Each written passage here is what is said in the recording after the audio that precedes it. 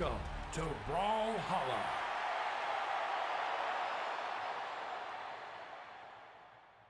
What is going on, ladies and gentlemen? Welcome to the Spring Doubles Championship of Brawlhalla. My name is Turndown for Walt, and I am joined by the illustrious Polymonto. How you doing, my friend? I'm doing very, very good, Walt. I said right before that cinematic played that, I mean, it's a really good cinematic, and once you see that, you know that it's really tournament weekend. You know that it's really about to go down, and I am very, very excited to be joined with you and able to kick us off for Spring Doubles. Dude, it's going to be a great time. Let's talk a little bit about that cinematic, though, before we get into these matches, right? That was the announcement for the Mid-Season Championship 2024. That's right, guys. Your eyes do not deceive you. It's going to be happening over at CEO 2024 this year. End of June, I'm pretty sure. June 28th to 30th, if I'm not mistaken. Over in Daytona Beach, Florida. It's going to be super, super fun. There's like always a ton of games that happen there. I know the head TO, Jabali, for that. They do like the Smash series. They're bringing back like Street Fighter 2 as well. Like a lot of different games. And then, of course, Brawlhalla will be having their mid-season championship there as well. You're not going to want to miss it. It's going to be a fun time. Yeah, super exciting stuff. And I mean, I am I am really one of the few casters, at least here in the Brawlhalla scene, that doesn't really interact with a lot of the other FGC spaces. And one of the things that I think is going to be really interesting is to see some of the top level gameplay and maybe get introduced to a couple of new titles that I may not have seen that much. Is there anything in particular that you would be excited to see? At CEO, or you just mean in general? Both, why not? Like I said before we started this, I would love to commentate literally anything. So I think if I get to go there, I don't know. I don't think I'm on for this one, for Brawlhalla, but we'll see. But yeah, there's a ton of really good games there. I mean, Tekken has been like really on the rise recently. Street Fighter has just always been like a great time to watch, I think, for any spectator who enjoys fighting games in general. And then I think like just being able to show like more lands for Brawlhalla is just such a great thing for this community. So I'm really excited to see it. But today we have Southeast Asia. It is currently 9:26 in the morning for me over on the East Coast of the United States. For you, it's a little bit later in the afternoon, so that's probably nicer. You won't be waking up any people wherever you may be living. But for me, it's a little bit too early. Yeah, well, I do wake up people when I'm casting for North America. I'll have you know that. My neighbors hear me at 2 a.m., but the Southeast Asian champions are also staying awake. Not really that late, around 9 p.m. right now, almost 10 p.m. in Singapore, I believe, and they are here to deliver some of the top-level gameplay that they have in store, and we got a little bit of a sneak peek in that schedule. I mean, we have some real powerhouse teams that we're going to be watching tonight. I'm super excited. Yeah, let's talk about that first one we did just see at that graphic that you guys just caught a minute ago. It was Himwe and Aram up against, I believe, Plume and Keith the Poo-Poo. Himwe and Aram are an interesting team. I don't think they've actually teamed at a Brawlhalla event before, at least according to the stats. But in singles, Himwe actually won a Trial of Skady for Southeast Asia most recently, just like last month. So should be pretty interesting to see what the team dynamic brings to the table here.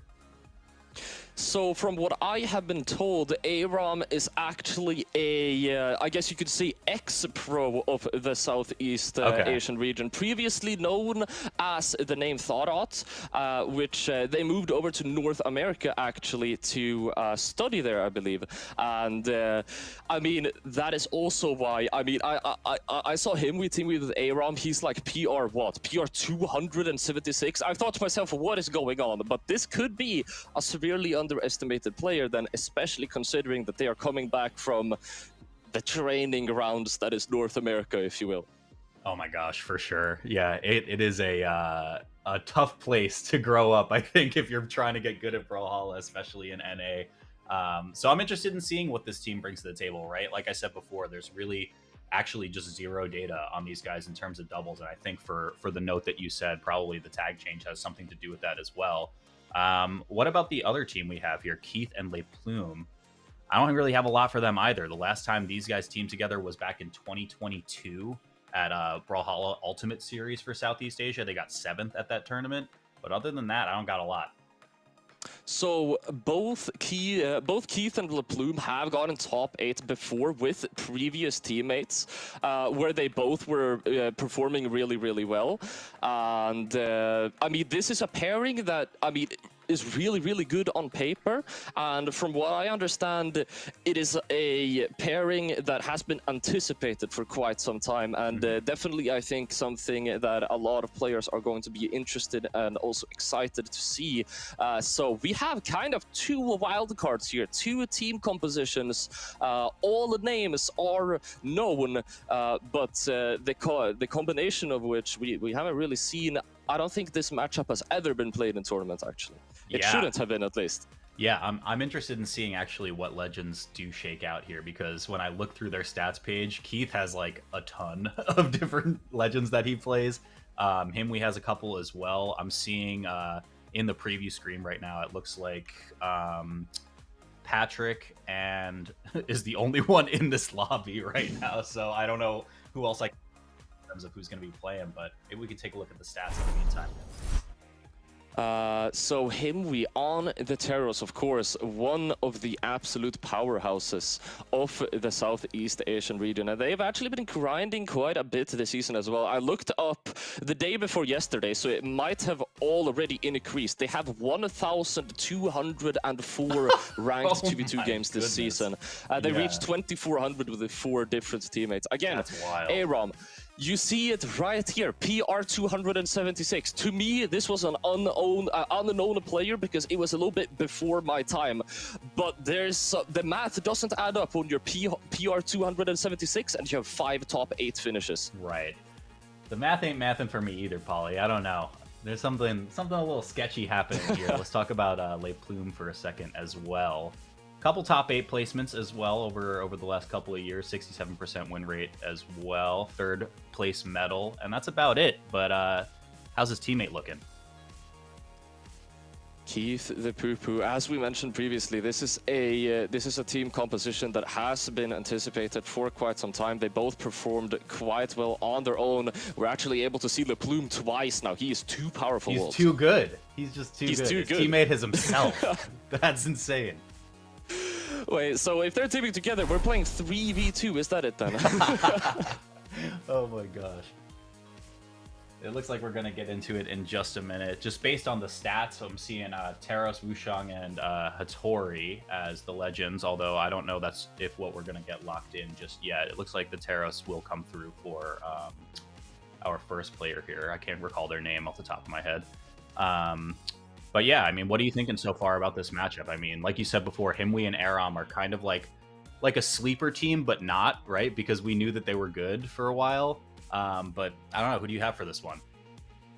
I mean, I am right now. I want to look a little bit earlier in the bracket. Both of these teams, I mean, they have had a pretty solid run up until here.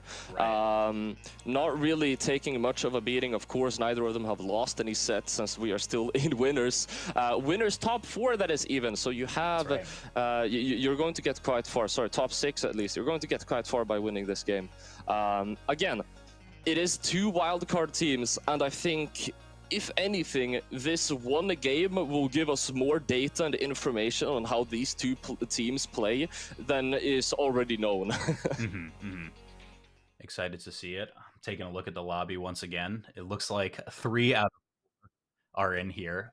But while we're waiting, it looks like we're going to throw it to a quick break, guys. I'm sorry. We got a match coming soon, I promise. But we'll be right back while we wait for these players to start our bracket. Please keep it locked right here for just a second.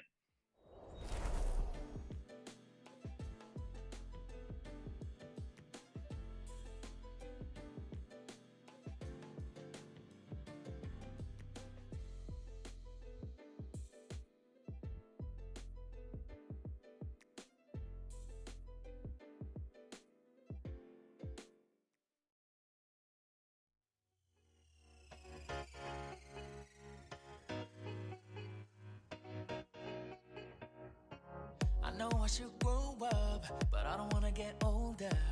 It's underrated to be young and free, yeah. Tomorrow may never come, old days I'm running from. Yeah, I should be saving, but I'm spending it all. Yeah, I want that money, I want that money. So give me that money. I wanna spend that money. Just give me that Friday feeling. Like every day feel like the weekend. I ain't dead and sleeping. Nah, I don't wanna grow up.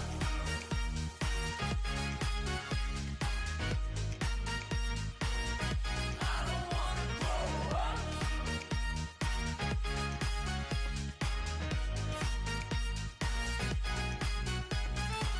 It's taking over me.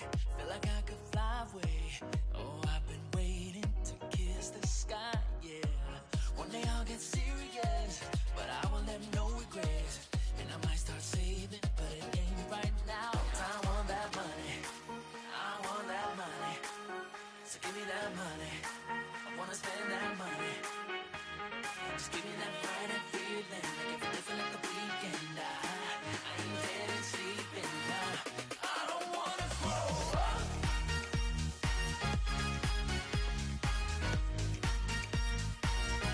I don't wanna grow up.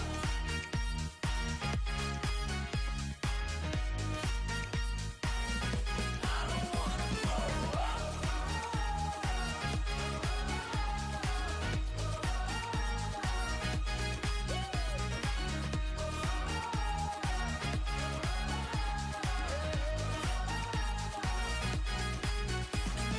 One day I'll try to not get wasted all the time. But for the moment, I'm alright. Because I feel so alive. Yeah.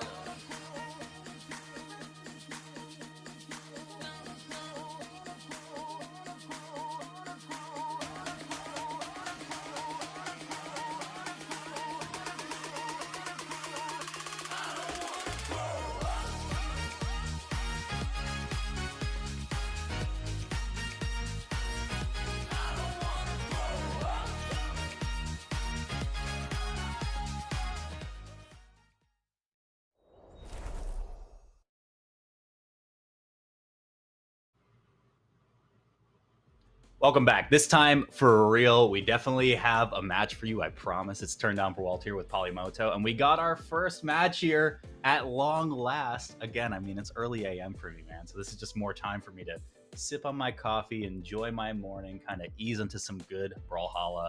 How are you feeling? I'm feeling very, very good, Walt, and I think I've said this a number of times previously on stream, but there's an expression in Swedish where I'm from that I quite like, which is the one who waits for something good can never wait too long, and I mean, that is never any more true than it is for when we have some Brawlhalla action coming up. The players appear to be getting ready, and yeah, very excited, Walt. Wise beyond your years, my friend. I love it. Yeah, so like we said before we threw to the break, we do have Himwe and Aram up against Keith and Plume. They are all in the lobby this time. I swear, this is real. I can corroborate this information to you. They have their characters locked in, or most of them do, and they're talking right now. So it should be any minute now. Yeah, talking a little bit about which composition you might be playing right now. We are seeing, of course, already locked in Aram and Himwe on the Wushang and Onyx. On the other side, we see Plume and Keith on Wushang and Olgrim. And now, Wushang and Olgrim, tried and true combination of legends. That's right. I've also, I mean, I'm starting to see a trend, Walt. I'm just gonna say it the way it is. I'm not gonna sugarcoat it. Everyone is on gauntlets. Like, you have the gauntlets absolutely everywhere, and you have the occasional, you know, heavy weapon as well. That's about it in 2v2, which I am a fan, so I don't really mind, but yeah, we are going to probably see, it's probably not the first time we're going to be seeing that today, but we are finally opening up the first game of the stream. And let's get into it. Of course, like you mentioned, Keith kind of the odd man out in this stack of 4, right? The only player not playing with this gauntlets, but instead he gets to trade that in for the lands. Let's see how that plays out for him in this first game. So far, Aram and Himwe have quite a strong start on the double gauntlets out of everything. They were able to get quite some nice follow-ups, able to avoid the DI to activate. What a nice ground pound from Plume what a nice ground pound from Plume to interrupt the D signature coming out from Wushang. Okay, yeah, traded hit, kind of hit your teammate right there, but you do set up for the alley-oop right there. Keith there to pick up the pieces, but not going to be a KO off the top just yet. Looking for the recovery, but that side signature will find it just there. Keith, first blood. Here we go. Okay, swaps over to the axe now, though. I'm wondering what kind of agency that gives Keith in this matchup, right? Because the lance, I think, allows you to go just kind of launch yourself right into these 1v2 situations. We're not even going to get to find out. Keith's off the top. Oh, that could have been a massive 2v2 combo, but unfortunately Himwe wasn't able to connect those two attacks there. We mentioned earlier, Keith is the odd one out, and I'm starting to sense why he's on that lance, because he has been making some plays. I mean, we're only in the first stock so far. I saw Keith interrupting a true combo with Lance Sire without hitting his teammate. I mean, yeah, you're so right, Polly. I mean, I think it's also so scary, right? If the Lance player gets to separate into a 1v1, that's such bad news for red team. But as I say it, Aram finds one off the right side right here. Can it be a 2v1? But no, Keith is just going to fend off Aram to keep that stock alive. Aram and Himwe, they haven't really been letting it separate into two 1v1s either. Right. Where the times that they have been performing the best so far has been when they were on double gauntlets and kind of sandwiching their opponents. Of course, double gauntlets isn't really what you want in a situation like that, to be able to get the massive combos, but they're showing that potential to sandwich their opponents, and that's gonna get scary. Himwe, what a beautiful read. That could already be the knockout. Side sig doesn't hit, but it hits at the other opponent instead, I guess. Wow, Plume finding so much offense right there, not getting caught into the 2v1. Off stage once again, though. Himwe with the weapon toss. Here we go. Plume has to find their way back. Keith has to play a little bit defense right there. Help your mans while you can.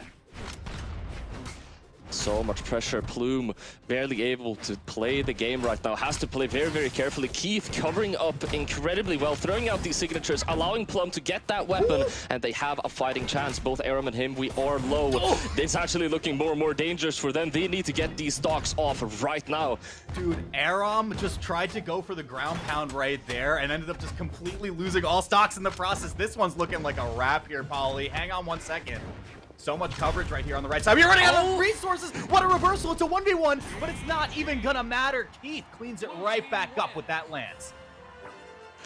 Okay, we have a set in front of us, Walt. What a way to start off the tournament weekend. What a back and forth we were able to see. And Keith with the clutch as well. 650 damage, 4 knockouts. What an amazing show of skill.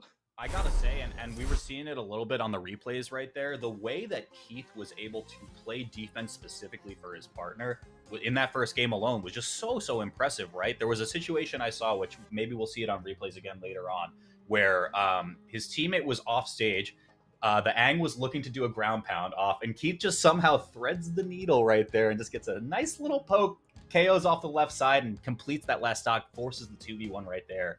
Really good start here from blue team.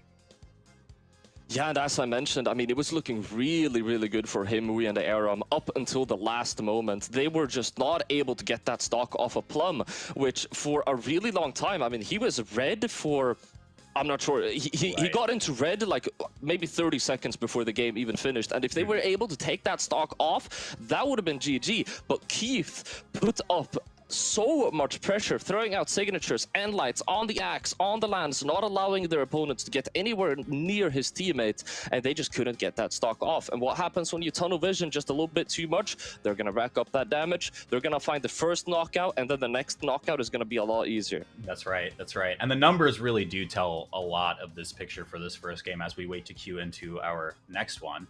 But I think Keith had like over 600 damage, if I'm not mistaken, before I left the queue. Right there, just really just stacking up so much damage right there. And I think it's the product of, like we said before, right? Keith is the only player in this stack of 4 who isn't running gauntlets. So when he gets onto that lance, if he can find one of these red team members off on a side alone, it is going to be so brutal for them unless their teammate comes in to intercept. Yeah, it is going to be really, really dangerous, but Himwe and Aram, we said it time and time again, they were performing incredibly well up until that very, very last moment. And I would say, I mean, we said that this matchup will tell us more about these teams than our stats ever will. And I mean, I think we can conclude 2 things. They're really, really even, at least so far. The set is definitely up for grabs if the right adjustments are made. And I am going to be a little bit bold and say that both of these teams were good on paper. I would say they are good. That's right. I mean, both of them, this is some high-level gameplay, and they are excited to get even more of it going. I'm excited to be able to see more of it. We are going into our next game. Demon Island coming in for game 2. Let's see what Himwe and Aram can bring to the table. You had mentioned before, gauntlets are everywhere. Gauntlets everywhere, but Himwe's rocking the cannon to start us off.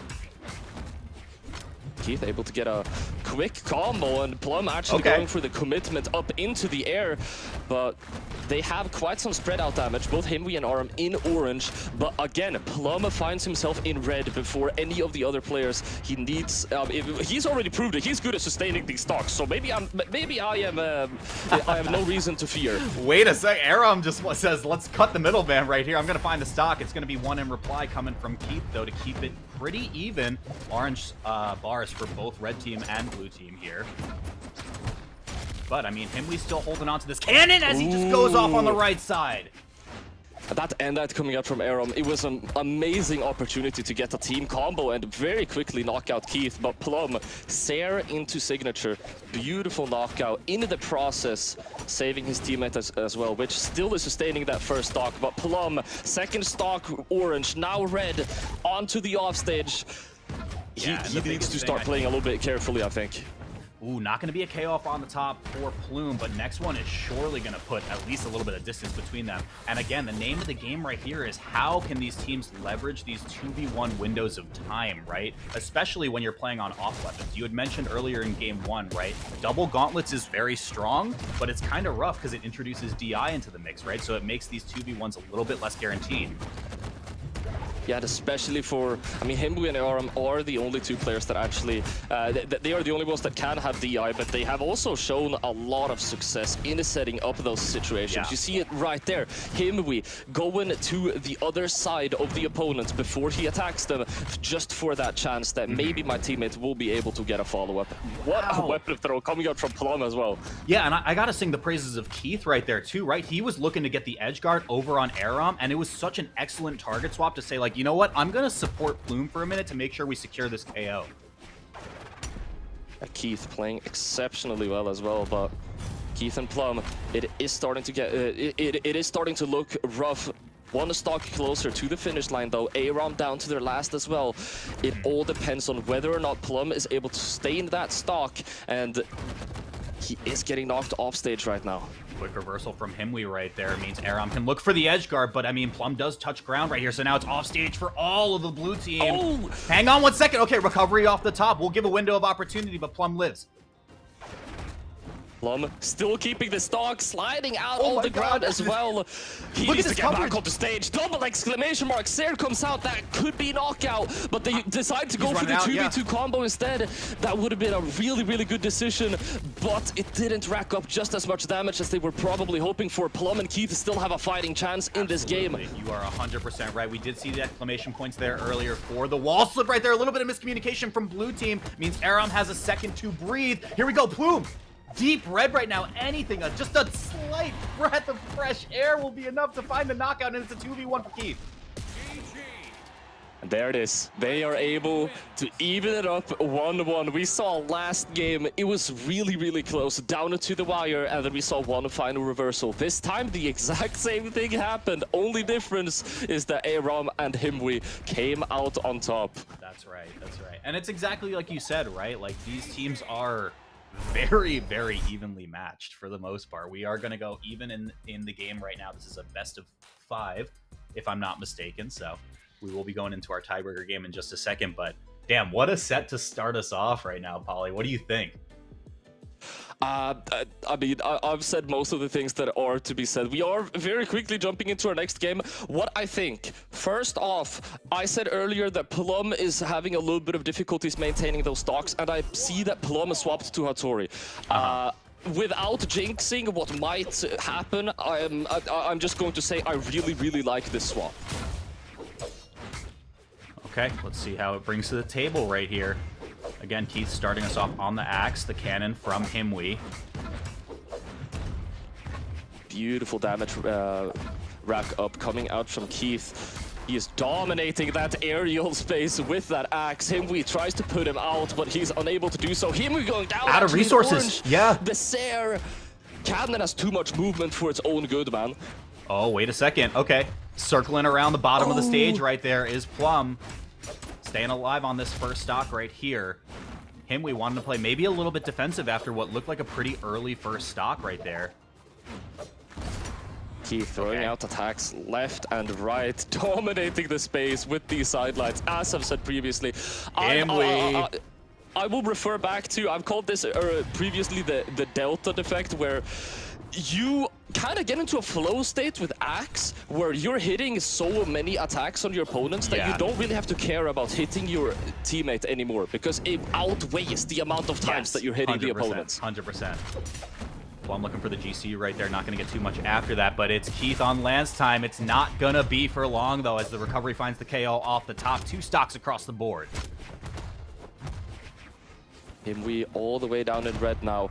And I said earlier, I really like the swap coming out from Plume. So far, doing a very much better job at sustaining these stocks. And I mean, the effects are in, the changes are in full effect. This game is probably the closest one we've seen so far, but with one underlying consistent factor. Keith never goes down. Well, he does, but he's healthy for so long, and he is playing so well. When he does go down, he goes down swinging for sure. Like you said, I think it's that flow state where he doesn't even care who he hits as long as he's connecting with someone. It's fine. Here we go, though. Keith on the right side as we talk about it. Aram off stage. It's going to be a quick recovery right there, but Keith passing it off to Plume, not ready for the alley-oop. We're separated a little bit into 2 separate 1v1s there, but that will quickly get broken as they are able to find a quick follow-up conversion. Okay, recovery off the top will put red team down to final stocks each, so this is a lot of pressure on Himwe now to stay in this game. It's not going to be for long. Big recovery right here. Weapon throw will not find its mark. Himwe lives to see another day, and it's going to go down to last stock for Keith too. I could smell a recovery in that offstage interaction. It would have been absolutely devastating, but it won't be coming out, or at the very least not connecting. Super look close. At this mix. Okay, hang on. Hey, Keith, find it with the lance. Okay, Plume playing a little bit of defense center stage right here, but it might be a 2v1 against Aram. Side C comes out, successful punish. Keith tries to go for the follow-up. It would have been brilliant, It's doable, it's doable. This is so doable for Aram right now. He's not in super high damage just yet, but he does need to watch where he overcommits right here. Single hit can promote the 2v1 combo right there, and you do not want to get stuck in that mess. Aram so safe right now. Recovery off the top is gonna do it though. Blue team taking the lead. It was a valid effort for sure. Aram was looking very, very scared there, but unfortunately it won't be enough to scare Plume and Keith. They are ice cold, and they will be taking another game out. So scary, right? I mean, we might see it on the replay right here. I think right when the 2v1 began, Aram had a quick little string that could have potentially presented the 1v1, or at least the comeback potential. It didn't KO off the right side, and it was just a wrap from that point. Dude, Himwe had 68 attacks and an accuracy of 43%, which is above all of the other players. That is crazy. That's not bad. Either way, I did want to quickly mention as well, I said that I really liked the Hattori swap for Plume. What I thought it would be that maybe Plume is going to allow Keith to kind of pop off and aggro a bit more and more, you know, try and take stage control. But I couldn't be more wrong. Plume just popped off the same way he was popping off on Wushang. He just does it better on Hattori. I think it's, you know, you look at your teammate Keith kind of just going off, being like, I just hit everything. I want to do that now, and I'm going to switch. Yeah.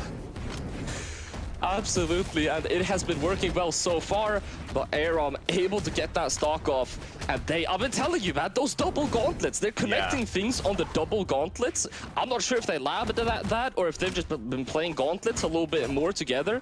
They're hitting some things. Okay, Plume looking for the ground pound right there. Not going to get too much. Blue team off stage now. Just taps Keith up into the air, says, come on back to the stage, buddy. And we get right back into the fray with a quick little 3-piece there from Aram. Not going to get too much after that, though. Aram still looking for the edge guard opportunity, but not going to get it. Wow, I can't believe he found it on Keith, of all players. that D signature kind of hurts, and it is going to, the effects are going to be devastating. Himwe almost getting knocked out. Indeed, he will be, and Aram is going to be following. Very, very unfortunate encounter, but they are still in the game. They need this. They really need this. One game to take it to game 5. If they're out, they're going down to Elam. Okay, 2v1 situation right here, but Keith does make it out against the double gauntlets right there. Again, blessing and a curse, right? Great weapon to be using for doubles, but again, being able to introduce that DI as just another prediction and mix-up that you have to play is sometimes pretty rough. Now, here we go. Keith I playing am the perimeter. sensing a little bit of a tone shift here. All players understand the gravity of the situation. We're starting to play a little bit more of movement, starting to be a little bit more conservative where we decide to approach, where we decide to punish. But when Aram and Himwe decide to attack, without fail, they will try and see if they can find a 2v2 combo. I was about to say, I mean, like, just looking at the way Plume was handling this right now, if I am blue team, I have all of my sights. I am Prince Zuko Season 1 on the Avatar Aang right now. Look at that damage last stock as well, and you can force the 2v1. This is your window, blue team. Let's see what you got. Gets the dare in, gets the weapon throw. Aram, second weapon throw. Himwe has to go down. What a massive dedication. But it's gonna end up searing his teammate. He still gets back. And blue team committed so much to get there right now. Keith in deep red as well. A light breeze will KO him off of pretty much anywhere. Himwe knows it. Looks for the recovery right there as well. Aram clinging on to dear life. Gonna find it right there. No. This is the thing, Aram and Himwe. Oh, but That's he's a good going trade. to be going You down. take that. Plum has to stay alive for a little bit in the red right now, and he knows it. They have proved their ability to hit these 2v2 combos, but Himwe, not a player to be underestimated. Stuck in this 1v2 against Keith and Plum, his one opportunity to not get knocked down into Elam. If there's one player that can do it, it's PR1, but Keith and Plum are just too powerful, Walt. They are too powerful. That Hattori switch, just like you pointed it out, Polly, so apt. I mean, look at the way the tempo shifted as soon as that legend was locked in. Yeah, man, it was working incredibly well, and as I mentioned, I thought that Plum would take a little bit more of a defensive or supportive role, trying to maintain stage control a little bit more, which not to say that he wasn't, he definitely was throughout that entire game, but Keith still aggressing a ton, and Plum, as you mentioned, he said, I want to do that too. I love it. I love it, man. I mean, you can see it right here on the stats. Keith is all about doing damage, and it doesn't matter who gets in his way. I love the way that this team composition has panned out right now, but it will be Keith and Plum advancing into grand finals of Southeast Asia for the Spring Doubles Championship. But not the end of the road for Himwe and Aram just yet. They will fall into the elimination bracket, have another chance at redemption right now. I do need to correct myself. It appears that my mind was playing tricks on me. I thought that Plum was playing very aggressively just because his movement was that good. He had only 27 light attacks, which is incredibly low, and the accuracy of above 50%. So that's pretty good, though. He was kind of going for that kind of, you know, try and hold home base kind of Hattori gameplay. Yeah, I love to see it. I mean, the introduction of the Lance, like we said at the start of that set, is just so interesting in a sea of gauntlets that you get everywhere, right? You have the Lance player that's like, you know what? I just want to fight all the time. I'm going to hit stuff, and you guys are going to get knocked out whenever I decide it. Yeah, and it is going to be super exciting to see both of them playing further down the line.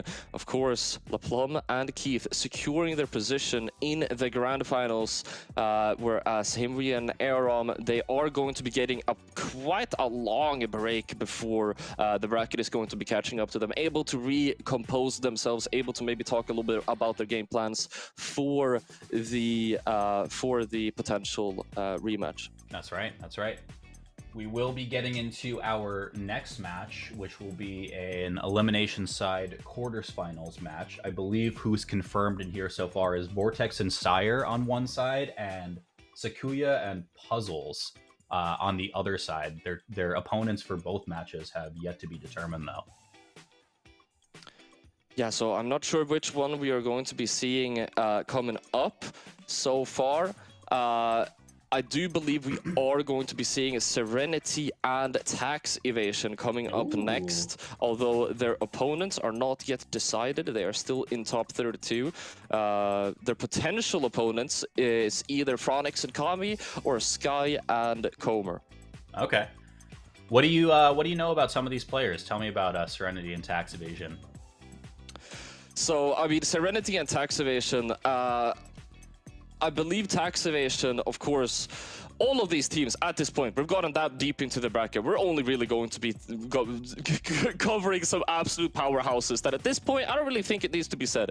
Tax Evasion is PR2 in the region, at least in 2v2, and Serenity should be quite high as well, PR5 with 11 top 8 finishes. This is an absolute powerhouse, and I am actually kind of surprised to see them in Elim's side going into top 8. I'm gonna have to take a look at who they went down to. They went down to Himwe and Aram, actually. Ooh, okay. A bit of an upset right there, potentially. But yeah, I mean, we're looking at the data for Serenity and Tax Evasion. They just won the Winter Doubles Championship last month, beginning of, or a couple months ago, I guess now, beginning of March. Second place at Southeast Asia Showdown at the beginning of March as well. And then the last time on my record that they teamed together was end of 2023, where they got 7th place. But that is going to have to wait. Unfortunately, it appears that Himwe, Aram, and Plume and Keith were a little bit too fast. Their gameplay had a little bit too much energy for us to handle. We're going to be going into yet another very, very short break before we are going to be seeing some of those other games. So don't go anywhere, and we will be right back with you guys.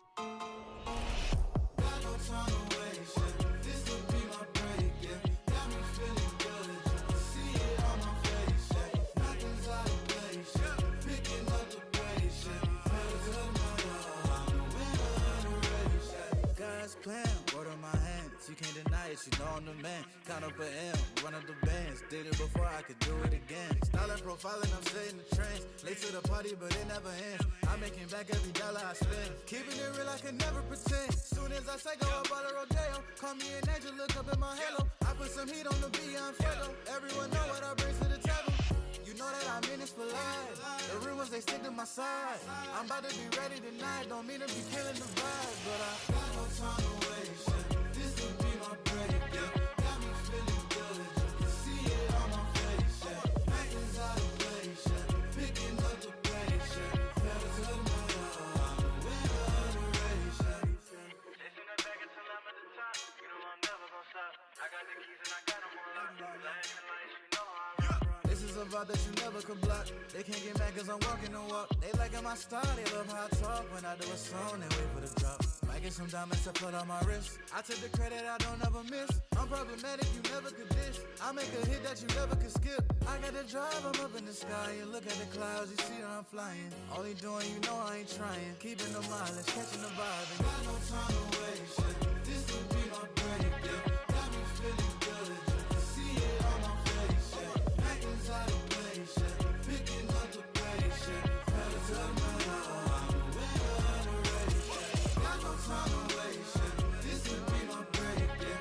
Got me feeling good, you can see it on my face, yeah. Nothing's out of place, yeah. Picking up the pace, yeah. Pedal to the metal, I'm the winner of the race, yeah.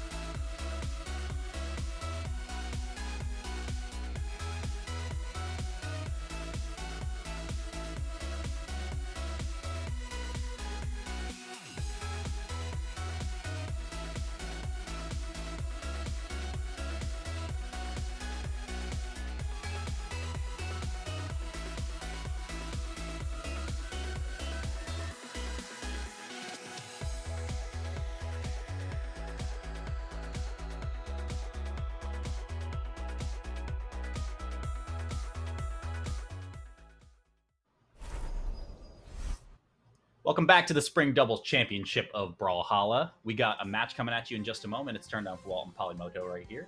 And Tax Evasion and Serenity. We were talking about them before the break. Poly, what you got for me? Tax Evasion and Serenity, other than being two names that I really like pronouncing and saying just in general, as we mentioned, they are a powerhouse of the region. I was talking around before the tournament a little bit with some of the Southeast Asian players of what to expect from some of these people. Tax Evasion really seems to be one of the main guys when it comes to 2v2. He has the follow-ups on point, he has the positioning on point, and he is a force to be reckoned with. He has that game sense that someone that really plays 2v2 does. On the other hand, there is one caveat to this tournament that we have yet to discuss. We have some Middle Eastern players playing in this tournament. Now, right. I believe that some Middle Eastern players are able to play in the Southeast Asian tournament if they experience that they have better ping in this region. They decide to play here rather than the EU region.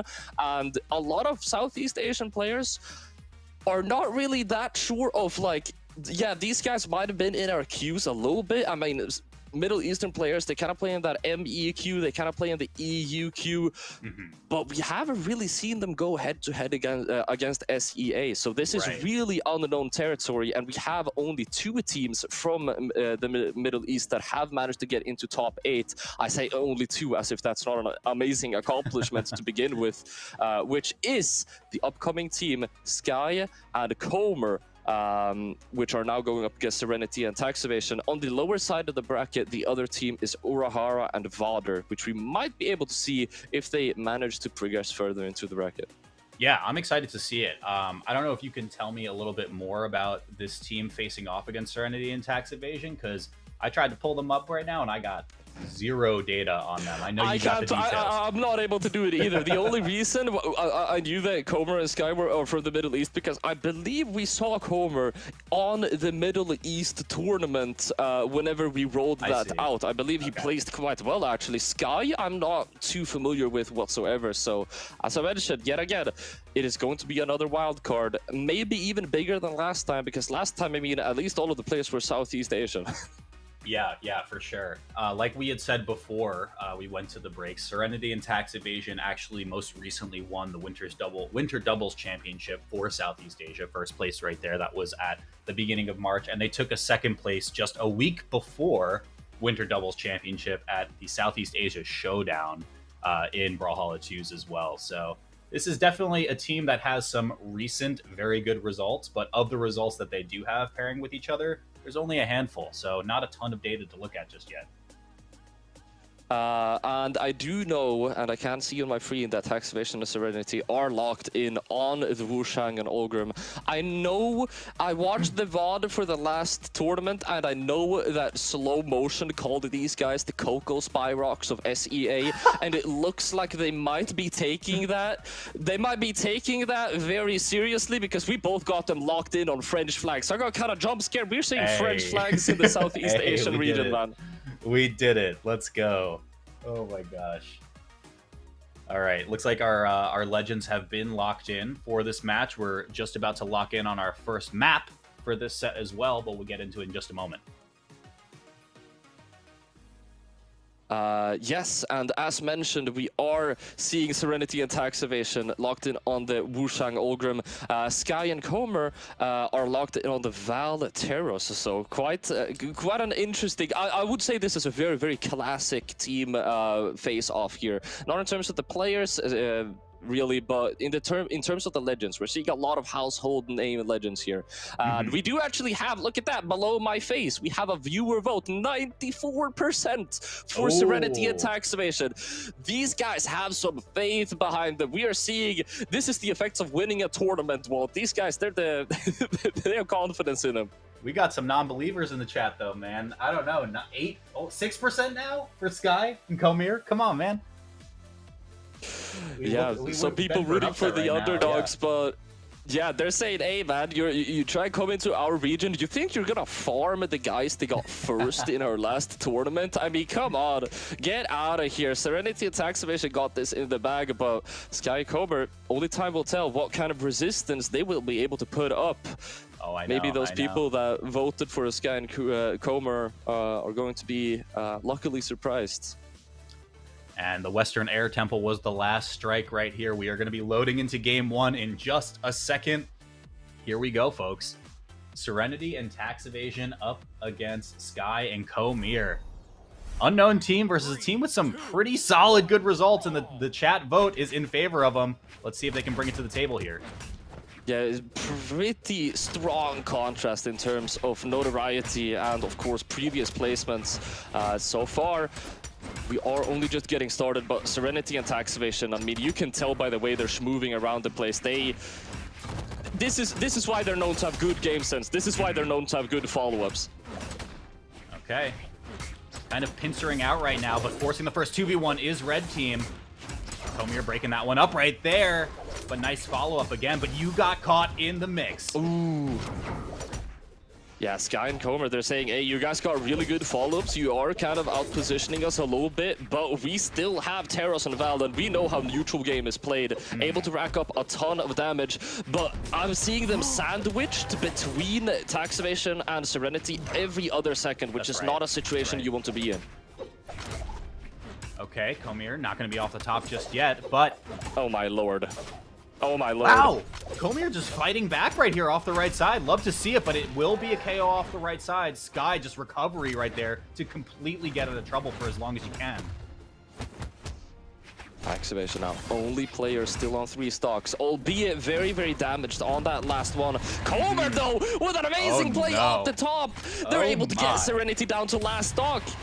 Polly, I'm scared. I'm Only scared 6% of chat voted sure. for blue team, Polly. Hey man, anything is possible. Only time will tell. Yes, Evasion is definitely not giving up. Able to pick up that side signature. That's going to be another knockout onto Sky. And all things considered, this is pretty even so far. They both got a player with 2 stocks, a player with 1 stock. They both got 2 players on orange. Very close right now. Evasion. Target swap was just so beautiful right there, but can't get too much action after it. Unarmed now is Tax, but he is still evading losing the stock. Ooh. Here we go. Having some difficulties here. That's huge. Forces the 2v1 early right now. Tax does have 2 stocks to play with still, but this is a rough position to be with. If I'm you got to go for Sky, right? Sire comes out. This is the thing. You are kind of getting a little bit of a pseudo 1v1 here. A window of opportunity to get something going on Sky, but Sky did an amazing job not allowing Evasion to get that weapon, and the damage is racking up. It may not feel like much, but Evasion is starting to run away with a little bit of damage buildup here for every second that goes by. It's not going to be the knockout just yet, but we're getting closer by the second. Okay, weapon throw will find its mark right there, but Tax was holding on to that secret 3rd stock. So you still got to work for a little bit longer. Sky, orange health right now. It's going to be a little bit dicey. Tax has to play so careful. Playing very, very careful indeed. Trying to pick up any free attacks that he's able to, because he knows one mistake might be the one to end his stock. And you see it right there. It was just light yellow. He throws out 1 attack that didn't connect, and he goes down into orange. 1 or 2 more mistakes like that, and he could be done for. What a read! That was insane. Okay, forces the 1v1. This is so doable for Tax now. Picks up the spear as well. Wait a second. Polly. D-Lighter comes out. It's the 6% chat voters might be shaking in their boots right now. I don't know right here. Here comes the conversion right there. Not going to find it just yet. Weapon throw means there's no weapon spot right there, but unarmed. It's not enough. Swaps over to it. It is going to be enough. It's going to be enough. Evasion and Serenity don't know the name of the game. If you emote in the first stock, you're gonna get bodied.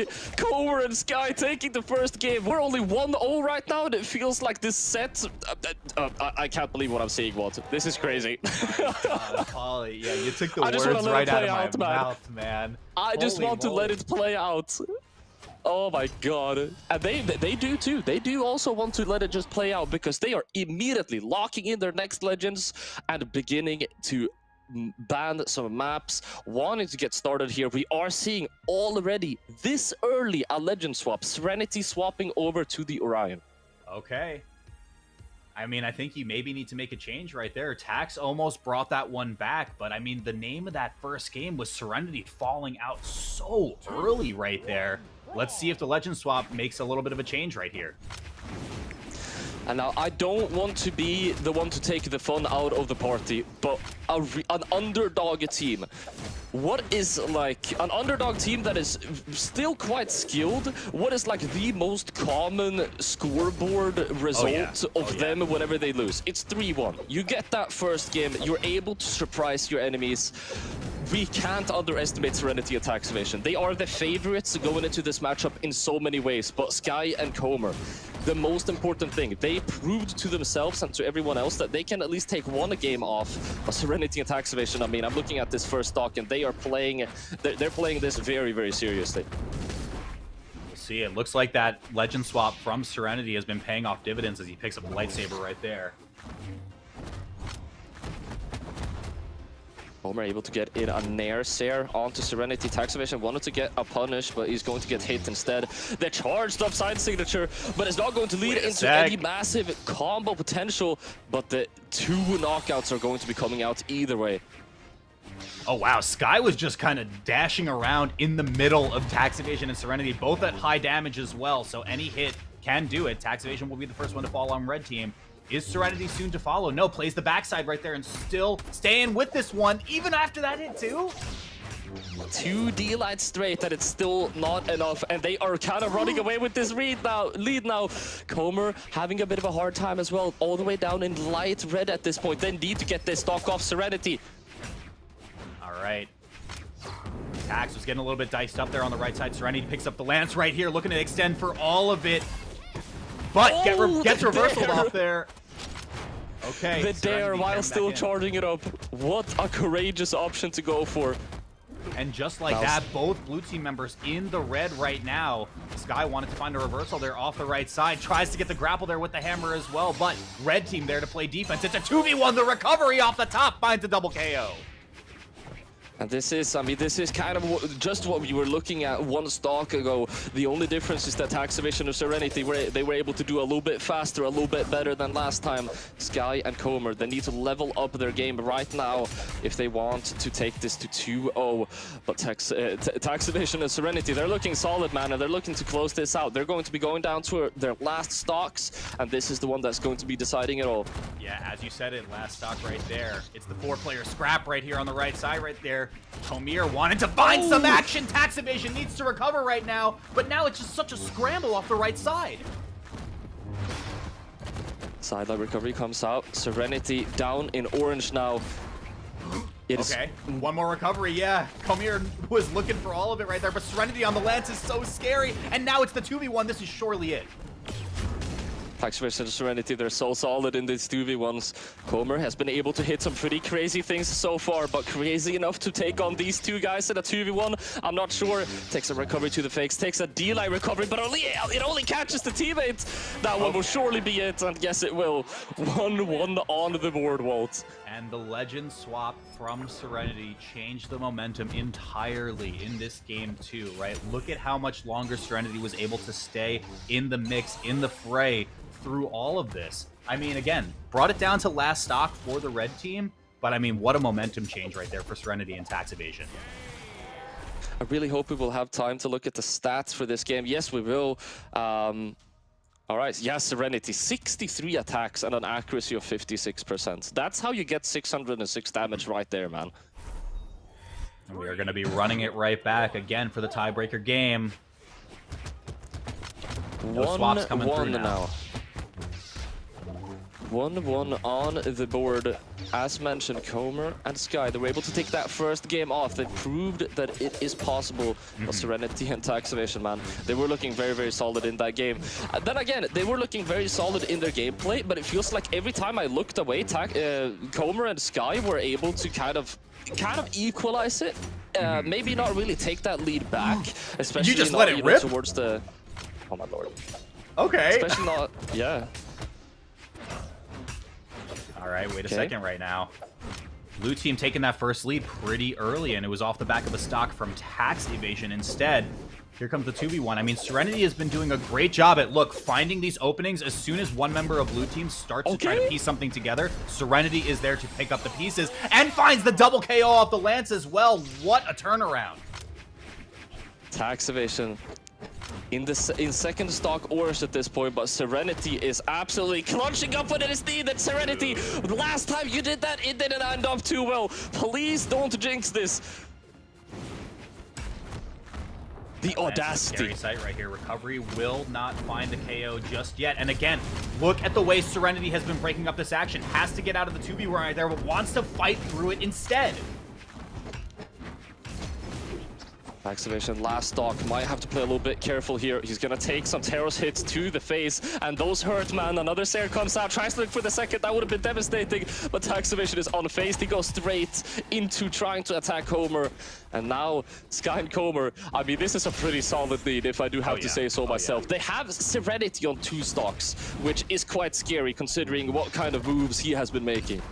Yeah, and I mean, I think the big thing that led to Blue Team's success right here was forcing the 2v1. So they do have it, and this is the same position as Game 1, but Serenity is the one that has to play it out now. I mean, Serenity and Taxivation, they have been looking a little bit more solid on the 2v2 combos, but Comr and Sky, they have proved successful in these encounters previously.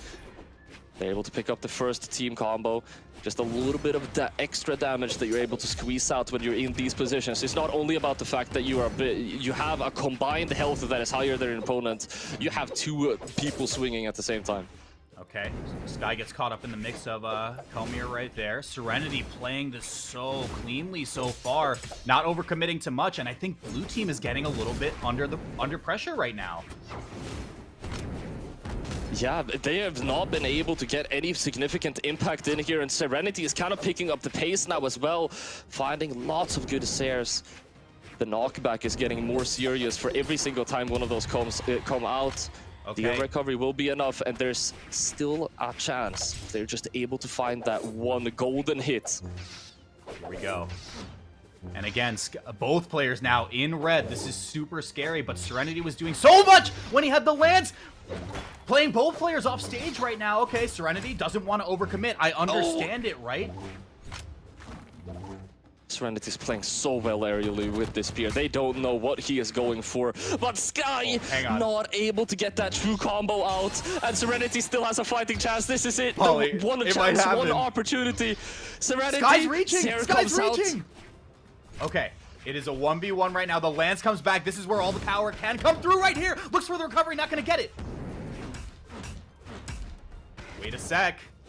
It's almost even right here. Just one good read is all Blue Team needs, but it's not going to happen. Serenity with the 2v1, making it work. 941 damage with 6 knockouts. I don't think I've seen those kinds of numbers in many tournaments, many tournaments in a row. I've not seen anything close or near or comparable to what we just witnessed. Well, Serenity, what happened to Serenity? That was a Serenity. That was some demon. Some demon took over. The Shovel Knight took over, man. I want to check what's underneath that helmet. I'm a little bit scared of what I might find there. That was approaching 1,000 damage. Numbers unseen in Brawlhalla 2s, because usually your teammate is around to help you for most of that.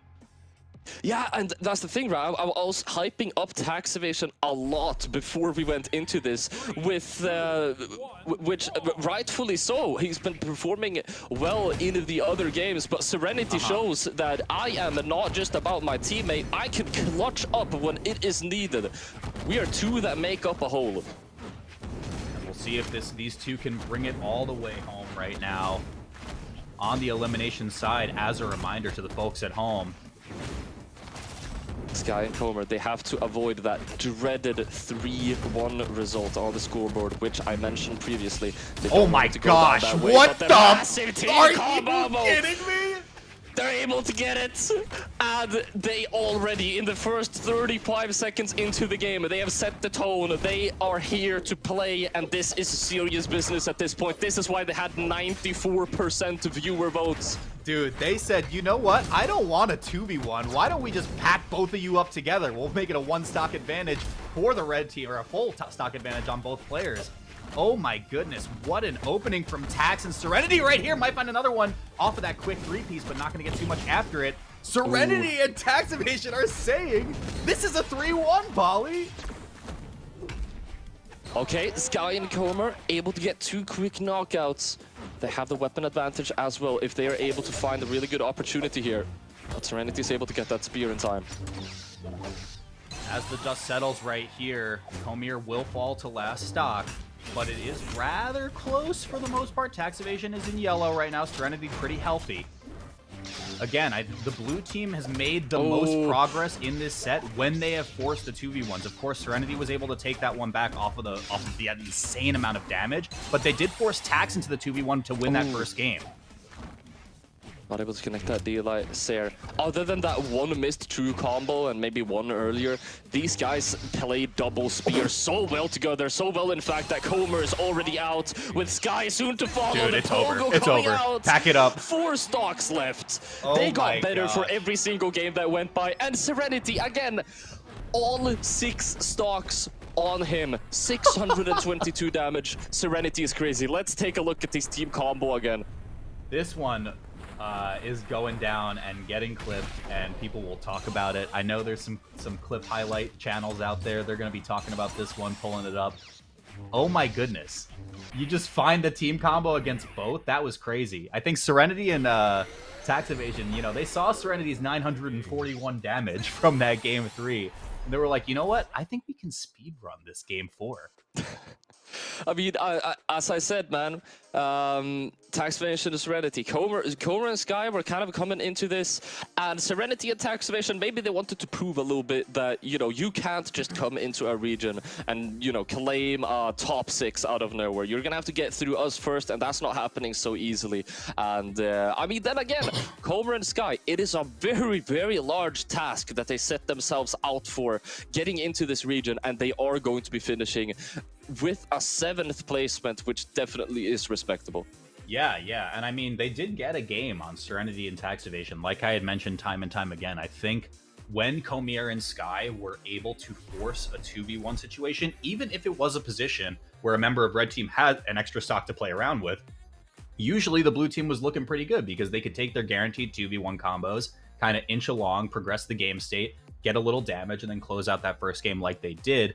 But I mean, Serenity is just him. I don't know if I can handle seeing Serenity do that much damage again. And the thing is, they're still in the bracket, so we might get another chance to see it.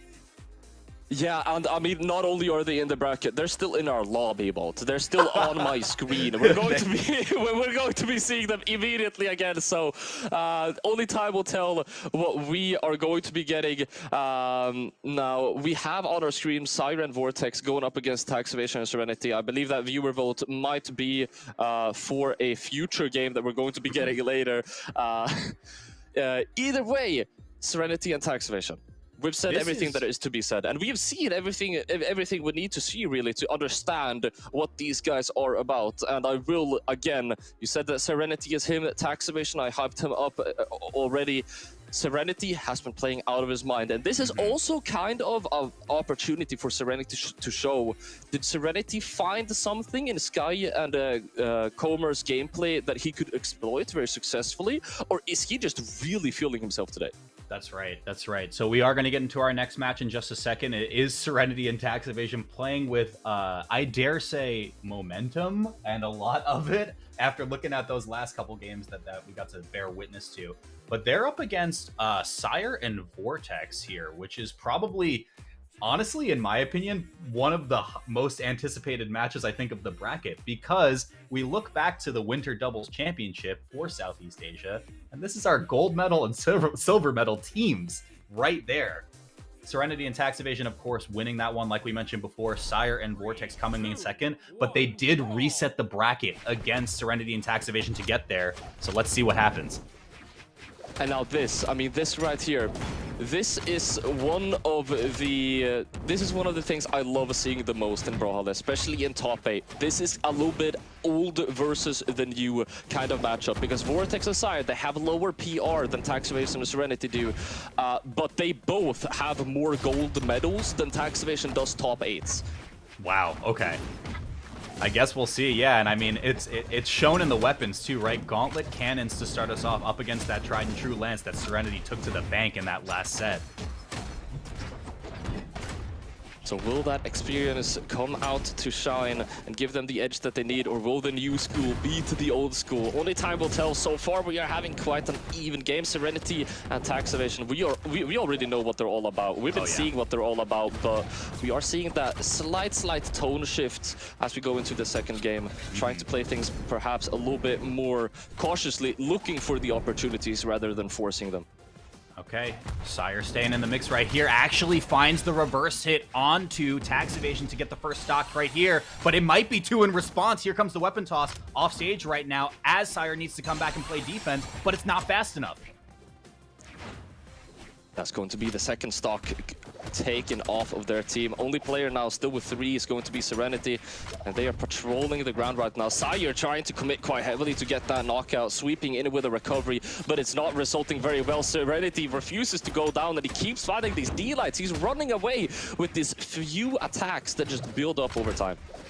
Vortex not wanting to commit onto Serenity after forcing off stage left side right here, so we do force ourselves back into the 2v2 situation. Again, Vortex looking center right there with the target swap. I like it so far, but they need to close out these stocks. That might do it though, What is that combo? What is that combo? I thought for sure that was done a deal. They already got all of the attacks that they want. They're gonna go down and maybe try and either edge guard or honestly just let him get back up, because his teammate is gonna come down. You can 2v1 him, but they're able to string another throw in there. They're able to get a weapon throw, another attack. That was crazy. Yeah, and just like that, I was gonna say the momentum was swapped, but Sire was just getting diced up off the left side there by Serenity and that lance. Vortex tried to come in to help for a little bit, but it was to no avail. It's last stock now for Tax Evasion and Sire. And as always in 2v2, whichever team has one player remaining first is very often one of the deciding factors of who is going to be winning. Now, we have seen previously, we haven't seen such things from Vortex and Sire, but they really haven't either gotten an opportunity to prove themselves. Serenity doesn't seem to be that afraid of going into a 2v1. Yeah, Serenity just boldly running into the two of them right there on red team. Sire accidentally hitting Vortex off stage. That gives a little two-piece right there to find a little damage. Not going to get too much after that, and then turns their sights to Vortex instead. Says, you know what, I want to see you on one stock left too. Some of that positioning and follow-up potential we were talking about from Tax Evasion. Amazing game sense. Picking up the landing with an end light and throwing it in the correct direction for Serenity to be able to pick that up. But still, Tax Evasion and Sire very low on their final stocks. Whichever one goes down first is going to most likely be the deciding factor. Sire's got to get back to help right there, but in doing so, finds getting KO'd right there. It's a 2v1 now. Vortex got to play careful here with the cannon. Get us started right here. Nice air chase dodge to get out. All right, Vortex, show us what you can do. Show us which tricks you still know. Amazing GC combo comes out. It's going to be a very good damage build-up, but the neutral signature, that side signature connection would have been absolutely crazy, but it's not even going to be needed. A couple of good opportunities there for Vortex, bouncing off of the wall of the stage as well. Finding a couple quick slip-throughs right there, but it was just not enough time. I can't believe what's happening. How is Serenity consistently getting like close to 800 damage? We saw 797 damage with 5 knockouts. I know I'm hyping this man up a lot, but if you want me to stop, someone ought to make sure he doesn't deal that damage, dude. Polly, the numbers don't lie, man. We are people of stats. We see it right here on the screen, 797 damage. I mean, come on, man. We might see Serenity break the 1K mark in this very set. I want to... But then again, you take a closer look and you see that a lot of this damage that Serenity is getting, of course, as we mentioned, these axe and D-lights, they're absolutely devious. That damage deals up so quickly. But Tax Evasion as well, he's facilitating a lot of those positions, and he's able to make a lot of very skillful setups where Serenity is able to get some follow-ups. like that, for example, Oh which will my lead God. into the team combo. All of that started off of Tax Evasion, able to find that one hit in the right timing that you need to be able to set up a team combo. But Vortex and Sire, they're unfazed. How are they still going as after we say that? it, right? They say, we have a bit of a rebuttal for you, sir. Vortex will fall off the right side right there. Tax Evasion at super deep red, but Sire doesn't find the conversion right there, so it's going to have to be Serenity instead that they start getting that damage on. Able to get that end light in, but it's not going to be leading too much. Oh, that could have been absolutely massive. Sire with a beautiful interrupt to be able to get his teammate out of that team combo. Neutral signature comes out though, and Vortex is in really, really shallow waters here. He's able to get a stock off though, so he seems to be doing quite fine. Yeah, that was super tricky. The way Vortex was kind of jockeying for position to get the edge guard on Serenity and then just goes for recovery to KO Tax off the top right there. It's a 4-man scramble in the center though, as damage is racking up quick, fast, and in a hurry. Now, Serenity for a very, very long time has been for, I believe, maybe the first time, one of the only players to, sorry, the only time that he has been the furthest behind in terms of stocks, but Vortex is going to take that spot instead. Now, dropping to last, Serenity soon to follow. Tax Evasion stuck in a little bit of a team combo here. He's not afraid to go for those 1v2s. Maybe he should be a little bit more afraid. I love it. I love that little wait there from Sire as well in the team combo. Getting Tax up to deep red as well. It's pretty even for the most part, but Tax could fall at any moment. Okay, here we go. That GC side light, not going to be connecting with anything or anyone though. Sign Vortex in the pseudo 2v1, and Serenity does a really, really good job at making sure to not get caught into anything. Sire and Vortex are looking solid. The damage is building up, but no. that team combo, the Sire, yet again, no. Tax Evasion. The D-Light Sire true combo is his greatest enemy, but they're able to find that knockout either way. Yeah, and just as Red Team was starting to build a little bit of momentum, right? All it took was finding one stock on the left side, and then that quick team combo that you know Serenity and Tax are going to hit every day of the week. Now Sire stuck in this 1v2.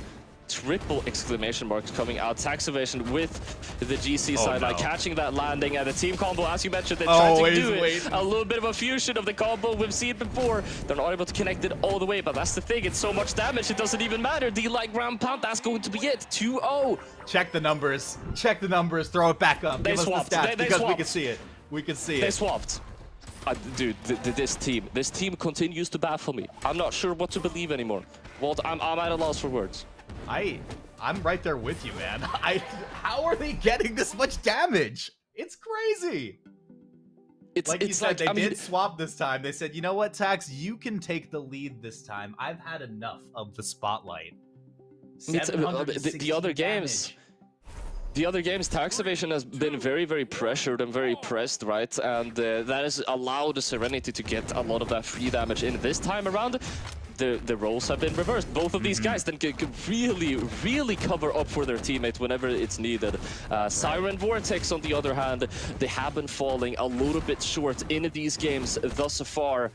And this game could be the one where they go out. 3-0 would be almost a historic moment here for Vortex and Sire to go down this early. I have and to this agree. I mean, especially for how much we were hyping up this set, right, Polly? Like, the way that these two teams had kind of challenged each other at the Winter Doubles Championship, it's crazy to see that Serenity and Tax Evasion might just take that momentum from the Sky and and Moset and bring it into a 3-0. Like, what?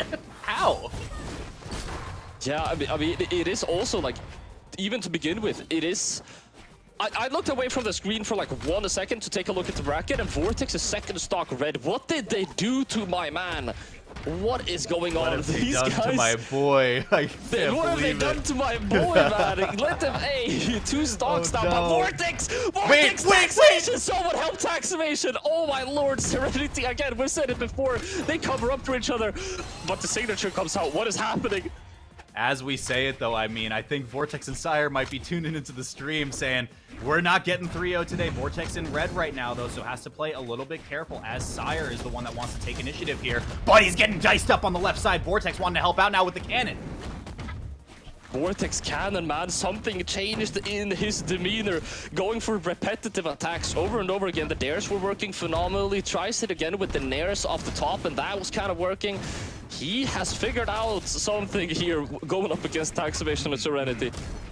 Wow, okay, Recovery tries to thread the needle and get around the damage that is Serenity, but Serenity will find his mark regardless here. Vortex falls to last. Can we get Serenity down to last as well, or will it be a 2v1 first? I don't know. Here we go. Especially if Sire is able to sustain that stock for just a little bit longer. If he's on 2 and Tax Evasion goes out completely, that would have been a dream scenario right here. And Sire is playing very phenomenally. Vortex is too, able to get that stock off. Sire is there to support his teammates. There is Sire. Beautiful string coming out from Sire to get that knock. I think we're going to a game 4 here, Polly, and it is not going to be a clean sweep for Serenity and Tax Evasion. But is this potentially the start of a reverse 3-0 for Sire and Vortex as that combo comes through? They woke up. They actually woke up. I mean, Vortex, the cannon, it was absolutely phenomenal. We said it while it was happening. He got kind of destroyed in the first stock, right? Down to second stock red quite early. He turns up, dude. And whenever towards the very end of the game, Sire matched that energy, man, hitting that string to get that knockout. That offstage play as well. 100%. What is going on? Yeah, I mean, we got to talk about Vortex too, right, man? I mean, the way that he was just popping off once he got a hold of that cannon, I'm a little bit scared going into game 4. If I see Vortex start off with cannon once again, I might be cowering for a little bit. I might be taking my time getting into this match. Yeah, Vortex and Sire said, look at me, man. Look at us. And they showed us what they are capable of. We are going to be going into what is going to be now our second match points of this set so far, Vortex and Sire. They have a really long way to go. You were down 0-2 in Elim. That is already like a nightmare scenario. And again, this is gold medal against silver medal. This is a really tennis game. That's right. That's right. Of course, Vortex and Sire need this one to stay in the bracket. They also need this one to present potentially a reverse 3-0, so let's see if that momentum they carried into Game 3 is enough to bring them across the finish line here, or maybe even just get us to a Game 5. All right.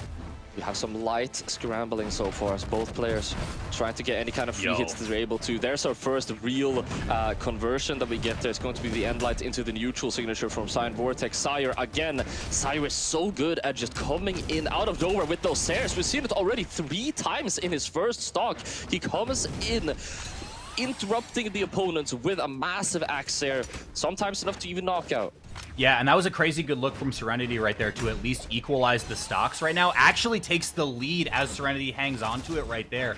Earlier, we saw him just look to jockey and maybe go for Sire on the bottom side of the right there, and instead just looks for super strong hit onto Vortex, gets that KO. As I say, we even right back up at 2 across the board, though. Hang on.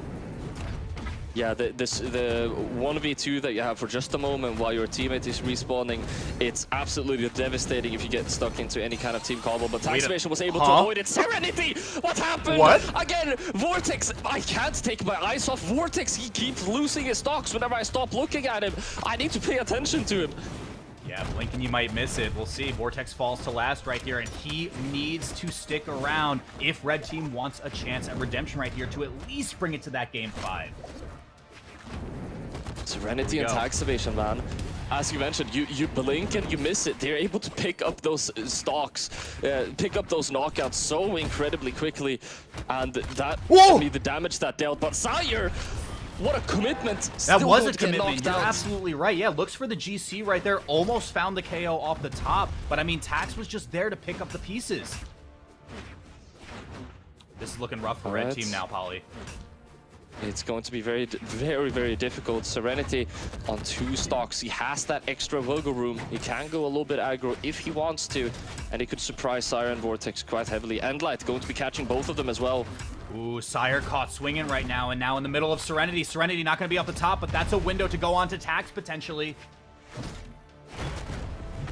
Hang on. Serenity is it a double? So damaged. Yo, it is. Okay. They swung this one around. Vortex is at high percent, like you said before, Polly. Serenity and Vortex in that 1v1 matchup. Blink and Vortex might be gone. Yeah, Serenity seems to have some form of personal agenda against Vortex, able to get those stocks off. He goes for that Sire. It's not going to be connecting. Vortex maybe not say he's not going to allow something like that to happen again. We saw Sire Serenity make these comebacks before. Vortex at high damage right now. Doesn't want to commit. Has to throw the weapon. And now it's Vortex on that tried and true cannon. But it might not be enough. I can't believe it. I cannot believe it, dude. It's over. It's just over. The Sire comes out, and Serenity and Taxation show us why they are the gold medalist, I suppose. Serenity still maintaining him status. I can't believe it. That's 2v1s now completed in the span of 2 sets on the side of Serenity. Unbelievable stuff. I mean, oh my goodness. Like we said before, this was the first place and second place team of winter doubles just 2 months ago for Southeast Asia. And Serenity and Tax were like, nah, we're just gonna win. They did beat them before. They showed they showed us that they still have it in them to do it again. Vortex and Sire, I mean, they were playing phenomenally, but it quite simply was not enough. Serenity and Tax Evasion, I can't lie, they are starting to seem like the anime protagonists of Southeast Asia. I mean, they're coming from the elimination bracket as well. Everybody loves a comeback story, so we see 2 sets in a row where Serenity and Tax Evasion are just looking honestly pretty unbeatable. Serenity also just like the king of doing so much damage. Tax Evasion did get it for 1. I'll give some credit right there. It was like 700 plus damage right there. Serenity knocking on the door of 1,000 damage in a doubles match for Brawlhalla is still an insane prospect, but we might be seeing a little bit more of that in just a minute, but we are going to cut it to a quick break, guys. If you want to see more of this Brawlhalla action, you know where to keep it right here. We'll be back in a few.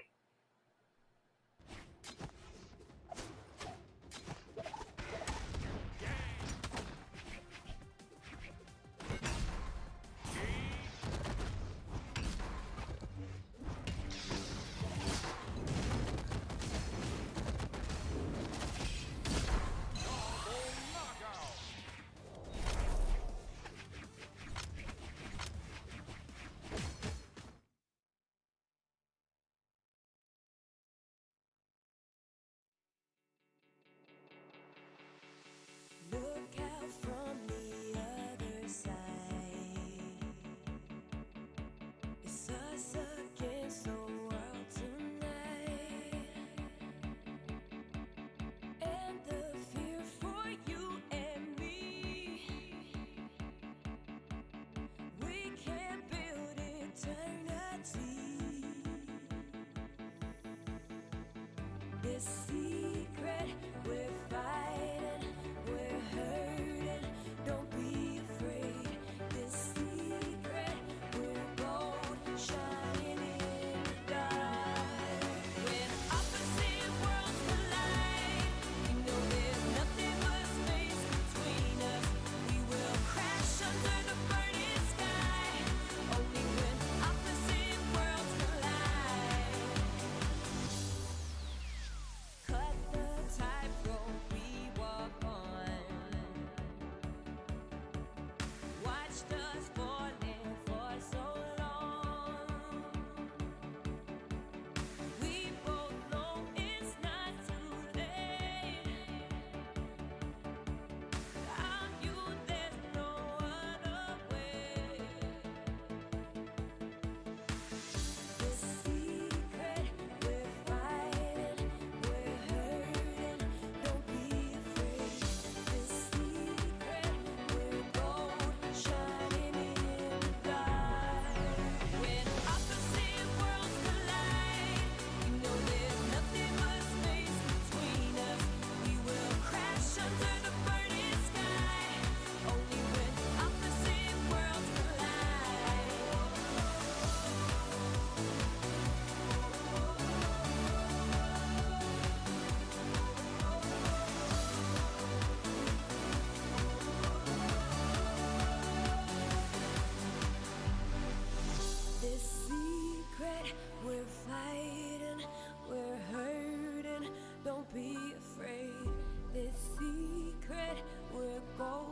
shining in the dark.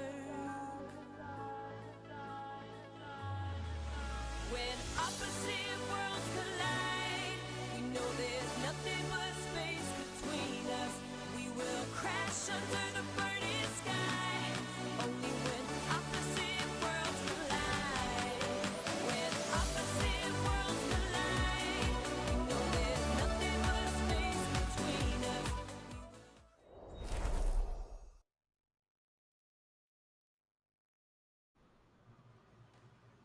What's up, Brawlhalla? We are back with some more Southeast Asian action. You are watching the Spring Double Championship. My name is Polymonto, and I'm joined here by Walt. How are you doing? Dude, I'm still pretty shook from those last 2 sets we watched. And I think the part that brings me much joy, if I were to channel my inner Marie Kondo of Brawlhalla, is to say that we have a lot more of Serenity and Tax Evasion left in this bracket. They're going to be sitting pretty in losers finals, but we have our next elimination bracket match of Puzzles and Sukuya up against, I am reading the names now, Urahara and Voder. Yeah, so again, we mentioned previously, there are 2 teams in here coming out from the Middle East. One of them were Sky and Comr. They managed to get into top 8, but these guys, Urahara and Voder, were able to get just a little bit deeper. As we go into the second round, they were able to take down Unipio and Holox, and they're going to be going up against Sukuya and Puzzles, who I have been told have been practicing quite a bit going into this tournament. And I'm very excited to see what they're going to be able to do. Are they going to be able to protect, I guess, the almost at this point dignity of the Southeast Asian region as Voder and Urahara comes in here? Yeah, excited to see it. Not a lot of data of Urahara and Voder as a team. Puzzles and Sukuya have a 7th place at Winter Doubles just a couple months prior, as well as a 7th place at the Southeast Asia Showdown that we had mentioned earlier as well. So pretty good standings overall. I would venture to say there may be a favorite in this matchup, but it's hard to say when we don't have a lot of data to work off of.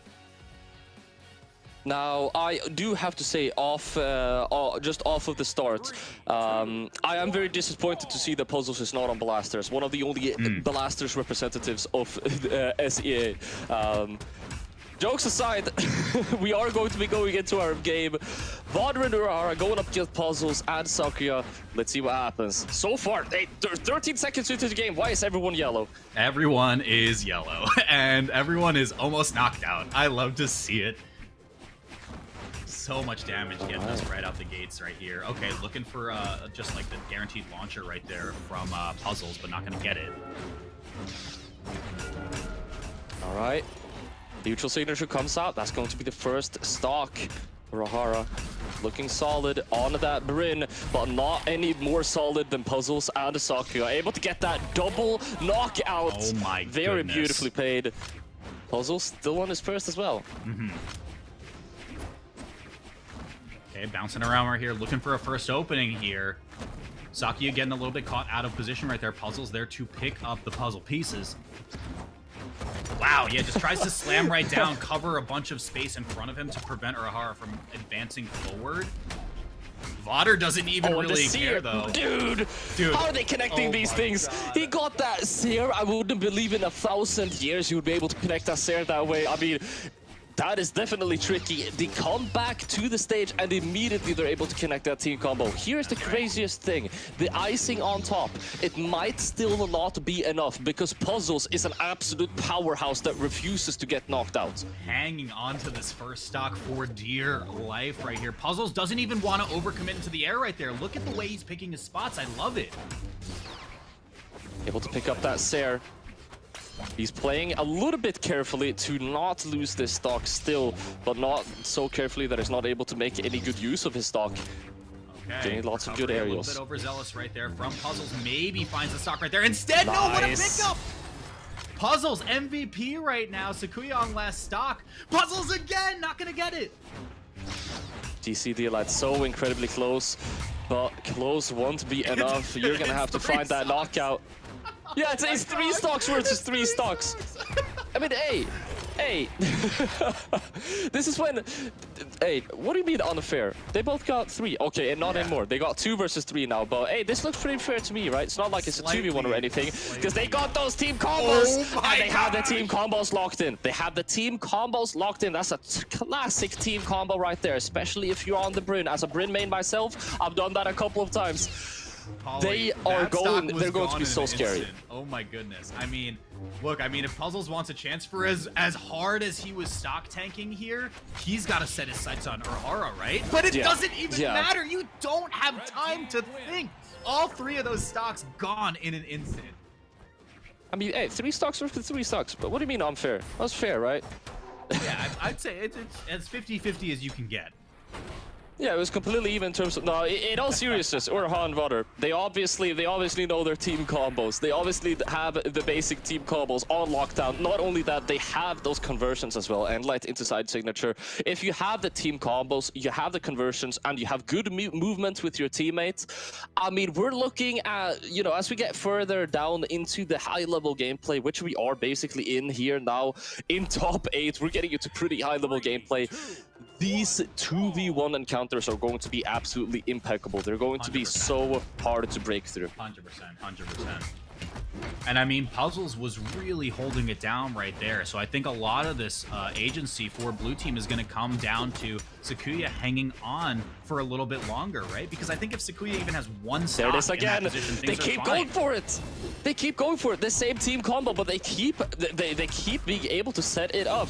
And yeah, as you mentioned, Puzzles, he was sticking to that stock incredibly well, but we could potentially be seeing, you know, maybe we're gonna change tactics a little bit. We already see Sukuya has made that legend swap over to Nash. Perhaps if a similar situation arises, Puzzles is gonna be like, okay, I have 3 stocks and you have 1. Why don't I just go super aggro until I am also 1, and then we're even, then we're on even ground. Absolutely.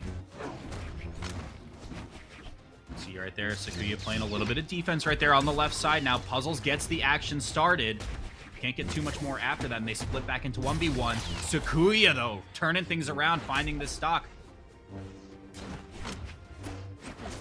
All right, Voder able to pick up that recovery. Super close to being a knockout, but it's not going to be just enough.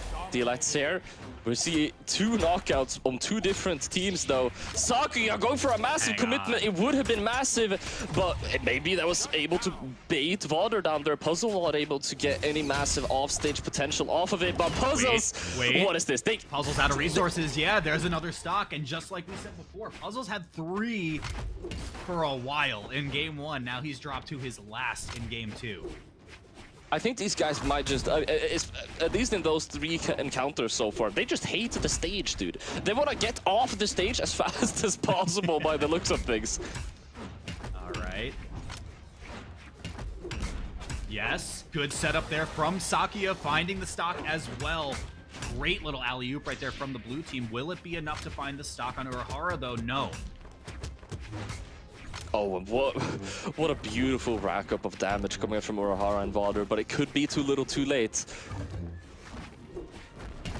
Okay, looking for the GC right there to close out a little bit of space, but it is the 2v1 now. Sukuya can get one back right here. A little bit of redemption, but now 1 stock advantage, but 1v1. Full stock advantage is going to be very significant, but anything can happen until it is over. Voder able to get that sidelight recovery, tries to get that landing, and it will do so, just a little bit delayed. Sukuya is not able to get a lot of hits onto Voder so far, just weapon throws. Yeah, Sukuya trying to get a lot of this action started with that weapon throw right there, not getting too much after it. Recovery will find its mark, and we're down to the last. Voder in orange, swapping over to the axe. I like what I am seeing. This could be very potent. But Sukuya is still in the game. He has that hammer in hand, looking for any kind of grounded attacks here. Going in for this aerial instead. Voder not able to maybe D-light in time or catch that landing. We saw the stomp right there. Yeah, look for the D-light once again. Stomp's not going to happen too much more. As Sukuya keeps getting launched into the air right now, it looks like dude, Voder's just like in such good control. Sukuya is not able to hit Voder. Voder is moving way too good for him to be able to get any of these attacks in. Sukuya, swap over to the spear, baby. This hammer is not working right now, and Voder is farming that damage. Yeah, legit, that's the first hit I think Sakuya's gotten right there, and you see it right here. Swap out to deny the item. Here we go. But now, I mean, down in red at this point, Stomp Sire should be enough to do it. And you saw it, yeah, you called it out just in time there, Polly, right? The GC looking for the Stomp right there to get that conversion from Sakuya. It's not going to happen just yet. There's a GC from Voder instead. There's no way. There's no way. Voder, not the second time we get to see an amazing comeback like this. Oh, Voder swinging a miss right there. Sakuya finds the weapon. And we're back to the Stomp City. It's not enough. Voder finding it right there, especially off the back of a stock disadvantage. 670 damage, 5 knockouts. The boys from the Middle East, they are putting some serious impact in this Southeast Asian tournament. Sakuya and Puzzles, they are gonna have to step up. I mean, I think you called it out perfectly, right? Like, the way that I think Sukuya was looking for the Stomp, it was almost like you're looking for it too much, right? Where it was great when you had your teammate Puzzles there to kind of set you up. You could get the Stomp, find a quick little two-piece team combo. It did result in a stock when Puzzles was on the board earlier, but once it fell down to that 1v1, couple of big reaches right there, and Voder was able to claw that one all the way back. I mean, Sakuya really, towards the end there on the hammer, he was just struggling to find that hit in so many scenarios. One hit would have been it to get that knockout, but I don't blame him because you are not only fighting Axe, where Axe in this particular instance is playing quite parry, trying to squeeze out as much damage as possible. You're fighting a player playing in that way. Voder, in this case, he had amazing movement. He did. Cannot be denied at all. Voder and Urahara going up 2-0 right now. And again, it looked like Puzzles and Sakuya were starting to put those pieces together, but they're going to have to find it at least right now. From Urahara. What a call-out option. Not going to be connecting this time around. The neutral signature as well. This guy, and the Sire Urahara is in some kind of flow state. He is seeing things. He's playing 4D chess right now, going for attacks that might end up working. Speaking of 4D chess, what about that Bishop move from Voder? Cutting the diagonal off right there, finding the KO off the right side. Insane movement. Again, you pointed it out in that last game. Voder is just on one right now. Oh, and the Sire comes out as well. Urahara and Voder, they are looking unstoppable. They're playing with some momentum backing them up right now. But Puzzles, I mean, this is starting to maybe look like a little bit of a flashback from the first game. This is an unstoppable force going up against an immovable object. But as soon as Sakuya goes down, as soon as this turns into a 1v2, we know that Urahara and Voder, they're not easy to fight in those circumstances. Okay. Puzzles finding a little bit of extra damage right there with the gravity cancel. Not going to get too much after that. Maybe look for the ledge cancel as well to slide right off. But again, it doesn't result in a stock. So, I mean, you can't really say too much has been advanced just yet. The dream is still alive for Urahara and Voder, but Puzzles and Sakuya, I mean, they're starting to look more and more solid. They're not making a lot of mistakes right now. I'm only seeing hard-hitting attacks that are connecting onto Urahara and Voder. That is not what they want right now. I'm a little bit nervous, though, Polly. Look at the stocks once again right here as Sakuya falls. It is a reminder of Game 1 once again. I mean, Puzzles does have a slight stock lead, but we saw the way he evaporated in Game 1 in the 2v1s. Urahara and Voder, they have those team combos. I'm expecting Urahara to, as soon as possible, swap over to that spear, and there it is. Yep. A single end light is all it is going to take. Voder swapping over. Nair is also going to do the job. Spear and axe, the dreaded weapon combination. So the end light comes out, and that should be it. Goodbye. Yep, goodbye. How quick was that? Did we look at the timer? Good. They don't mess it up. Not only can they set it up consistently, they don't miss that. That was like a 3-second stock right there. Again, so deadly, especially when Voder and Urahara are able to force these 2v1 up-a-player situations. It's just been a disaster, even when Puzzles has 3 stocks. Oh, this one might be it. This has got to be it. Yeah, the recovery.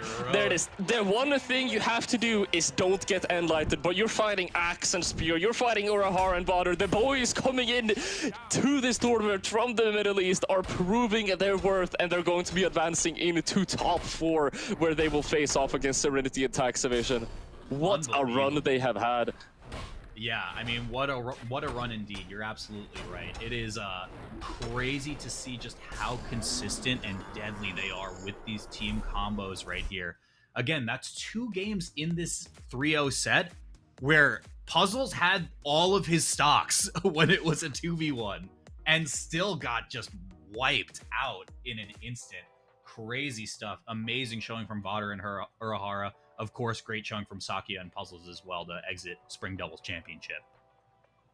Yeah, Sukuya and Puzzles, indeed. They are going to be getting... I mean, we do have to keep in mind, look at the PR. Now, if we look at the PR for Urahara and Voder, I mean, it is no surprise they are very, very low compared to their actual skill. Sukuya and Puzzles, neither one of them even have a 1-digit PR, and we're going to keep pretty deep into the bracket, so definitely a placement that they shouldn't be all too discouraged with, but we are going to be going into our next game. And we saw last time that Serenity and Evasion went up against 2 Middle Eastern players. The votes were 94% to 6%. Right. Maybe Voder and Urahara will be able to turn the tides. I wonder if we will have a poll. That would be very, very fun to see. Let's see if there's any believers in the chat for Voder and Urahara. The way that they were assembling these team combos together has just been a sight to see. But I mean, the ride or dies out there in the chat are seeing Serenity and Evasion. You can see it in the viewer vote. Polly, look at that. Again, 90+% here for Serenity and Evasion. I don't blame them. I think they're going to get 1,000 damage in this game. Okay, it's one for a second. Urahara and Voder got like 14%, but then it went back down. Now, the thing is, I say... I'm hyping up Urahara and Voder as if, you know, they are playing a lot better, and then also would have the potential to put in a much more of an impact into Serenity and Evasion. Now, what I failed to realize was that Serenity and Evasion, for every single game that I've seen them play, I've been more afraid of them. 100%. 100%. Let's see. I mean, the viewer vote is slowly but surely turning a little bit more green as the seconds pass. Now at 85 to 15. I saw it at 16 for a second. Viewers, you find that momentum from Voder and Urahara, maybe. Maybe we'll get to a 20% right here. Urahara and Voder. They've been playing incredibly well, but they were fighting Puzzles and Sukuya. While they are definitely opponents that are to be reckoned with, Serenity and Evasion seem to be, as we mentioned before, this is their tournament. We are just living in it. Yeah, and like we said earlier in the broadcast, Polly, it's kind of surprising that they're even sitting in the elimination bracket right now, right? Again, they were the winners of the Winter Doubles Championship back in March. They looked pretty solid for the most part. The only team that really gave them a challenge was Vortex and Sire, who reset the bracket in Grands on them at Winter Doubles.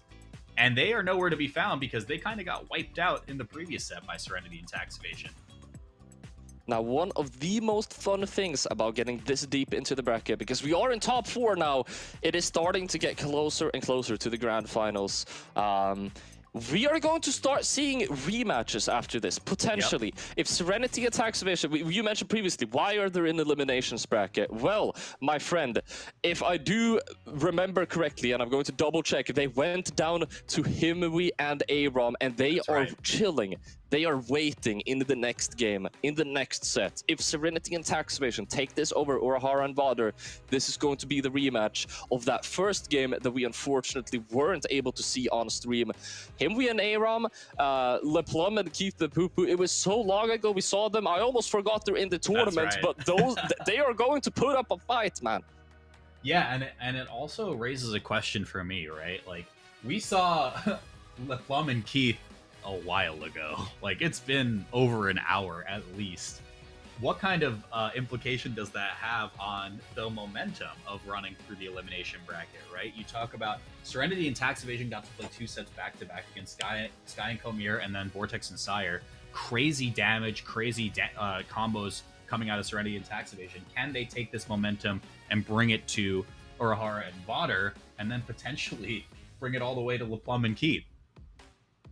Now, you would have to ask pros about this, because I'm not sure if there is a general consensus. I have heard pros saying that, you know, momentum is really important, and if you have good momentum and then for whatever reason, you know, with how the tournament is being run, you have to wait for a long duration of time, that could be devastating to your performance, whereas other players tend to appreciate that. You get exhausted. I mean, it's a lot of pressure. You're playing under pressure. These are high-stake games, and so seeing how they're going to be able to manage that, if they're going to level up, or if they're going to take more of the negative effects of that, only time will tell. But before that, we have our next game up. It is Voder and Urahara going up against Serenity and Tax Evasion, and already oh my goodness, yeah, Voder why and not? Urahara. Jesus Christ, they keep going for it. It's the same one as well. If it's not broken, don't fix it. You are so right, Polly. Oh my goodness, it is a battle of Serenity and Tax doing as much damage as possible versus Voder and Urahara being as efficient as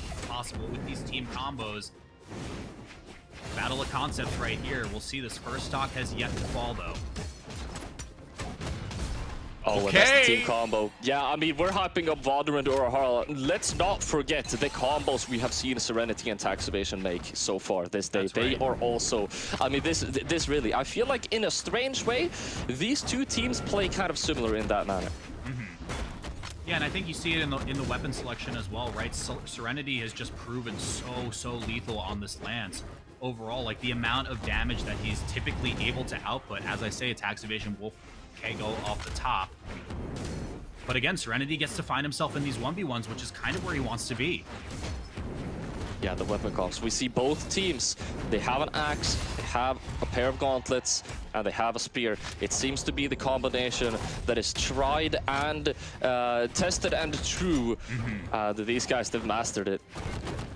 Voder needs to return the stage right there. That does allow Urahara to get kind of pieced up right there by Serenity, but they turn their sights right back to the doll sim, and it's last stock now. Sideline Nair comes out. Voder tries to go for the second one. The ground pound would have been devastating, but it's now going to be connecting. Even worse, if he didn't touch the wall there, barely any options, and he was white. That would have been super unfortunate. But still has that stock. Right, this is scary. Yeah, they're having a bit of a hard time right now. Voder needs to play quite carefully as to not lose the stock. But at the same time, you need to start making some form of impact. You need to get in there and get work done, because both Tax Evasion and Serenity are on 2 stocks. Yep. Urahara, the snipe, finds it with that weapon throw. Okay, a little bit of a sign of life right here. If Tax can fall, we will go to last stock across the board. Voder's in a little bit of a precarious situation, though, stuck in the middle. Waiting on the edge, holding up that D signature, and he's going to be walking right into it. Serenity connecting that. Now it's only Urahara. 1 stock left against 3, and it's Tax Evasion and Serenity out of all people. I mean, we've seen Tax Evasion and Serenity be able to play off the back foot of losing a player, right, in the 1v2s. So you put them in this player advantage situation, I think they're going to bring this one back. First game going over to those guys. Let's see. I mean, Urahara and Voder, I mean, they had a couple signs of life in that first game. I think jumping into that, like you had mentioned before, was a little bit rough, and that spelled the beginning of the end. Yeah, absolutely. And we are only just getting started. 1-0 on the board. Now, Serenity and Tax Evasion, we have seen previously that they have some variability in their team composition, I suppose. I believe it was, Serenity swapping over to the Orion previously. Yeah. With the way that Voder and Urahara are playing, and this is a massive call-out that might not be completely correct. Actually, I'm looking at the screen and I'm realizing what I'm about to say isn't correct. I was going to say Urahara and Voder, they look like they might have a lot of experience on this team comp and not on much else, but their levels are actually quite low. I think I saw a 39 and a 50 coming out, so maybe they just found a trick that seems to be working and they're gonna roll with it until it stops working. When that happens, or if that happens, I'd be very excited to see what else they have in their repertoire. Absolutely. And I mean, let's just go over to the numbers here, Polly. Mere peanuts of damage from Serenity and Tax Evasion. I'll say it. I'm disappointed. I'm disappointed. Under 600? It's a shame. I'm shaking my head. I'm shaking my head, Polly. This is a good distribution. You have 1,000, roughly 1,100 damage combined, which is definitely, I mean, that just says that, you know, you had the damage evenly spread out and you were able to get the stocks off, you know, fairly efficiently. 1,100 damage, definitely nothing to be too afraid of. Of course. I kid. It looks like everyone's going to get back into the lobby right now. The question remains, like you said, are we going to see a legend swap, though? We're not seeing a legend swap so far, so I'm assuming not this game, and I wouldn't expect it to be this game. I think Urahara and Voder, with the amount of success that they have had on this comp, they're probably rocking that until they go to match points. If they go to match point, I think they're gonna be like, okay, we need to like scrape the bottom of the barrel. Do we have anything else? Is there something that we can do here? Can we find something else that we think might work against them? But it would also depend on the manner in which they go down. Makes sense. And we're about to find out. They might not even go down. Could go to a 1-1. We shall see. We shall see in a moment. We are striking stages at the moment. Yeah, I mean, it's just so rough. Like, the amount of damage that Serenity and Evasion had been able to output. And again, I just keep pointing back to Serenity on this Lance has just been such a scary prospect in general. I just don't know what these teams need to do to take care of them. For sure. It's like there are no gaps in their gameplay. They have no problem areas, and whenever there has been a problem, the other teammate has been able to cover up absolutely flawlessly. Yep. Like they either play at a baseline that is so high that, you know, both of them are just kind of popping off in their own regard, and whenever a problem comes, they both have the ability to clutch up, obviously. But Urahara and Voder, we're only gonna have to wait and see if they have it in them to make the impact to where Serenity and Evasion are gonna be put to the test if they can do that yet again. Red team did take a moment to catch their breath right there, so we'll see if that was enough moment of respite to get through. But Voder caught in the middle once again. Jeez, already both members of Red team in the red. Urahara disarmed as well, and Voder will be the first to fall with Urahara to follow quickly. This is it right here. This is the higher baseline. Serenity and Evasion. Nothing really incredibly special or extraordinary other than the fact that they're doing the best options and they're not making any mistakes while doing them. Oh my gosh! That's extraordinary. I take that back. That's extraordinary. Take it back, Polly. I take it back. Hey, I'm sorry. I'll keep Serenity and Evasion's name out of my mouth. I won't call them not extraordinary. What Jesus. we meant to say is everything they do is wonderful. It's just so good. It's so perfect. They're so good at Brawlhalla. I love to see it. Oh my gosh, it is a perfect lead now for blue team. Polly, we could see a potential 6 stock, but as I say, Serenity will fall off the top right there. Evasion potentially soon to follow, but oh my goodness, what a momentum swing that was. They were able to get a little bit of an isolation onto one of the opposing players on the blue team there.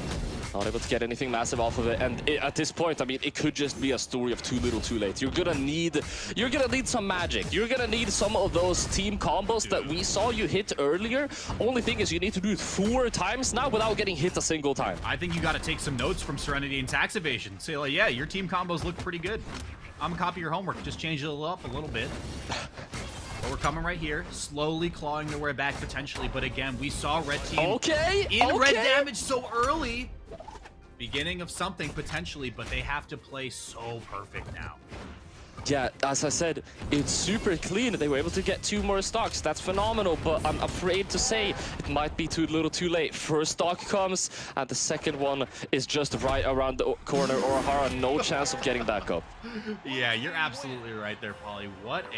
I mean, I'm just going to say, that was a blowout right there for the blue team. And I mean, that too little too late comment that you mentioned before, I mean, I wonder if it applies to the rest of the set right now. Urahara and Voder down 2-0 in this set, facing elimination. Unless I mean, a lot of their success, right? A lot of their success with Bryn Rayman has been that team combo. They have, on top of having good fundamentals, they have a trick. They have a couple of tricks. And I said earlier, I hope they swap team comp to see what other tricks they have up their sleeve. And just as I'm finishing my sentence, I'm seeing Voder swap away from a level 50 Rayman to a level 99 Taros. Okay. Maybe it's a bit of a different team comp is all we need to see to make some changes in this set. But again, it's such a tall order, right? Reverse sweep is what is required to stay in this bracket for the Spring Doubles Championship. Only time will tell. Voder and Urahara. The team composition has been changed. Serenity and Tax Evasion, I think they look at a team comp like this and they are just thinking to themselves, all right, this doesn't matter. We'll just do the same thing we did last time, and if that doesn't work, we'll regroup until the next game, because they have that kind of wiggle room. They need to win 3 games in a row to be able to win this set. That Serenity and Tax Evasion, they're probably going to be rocking the same kind of gameplay that we've seen.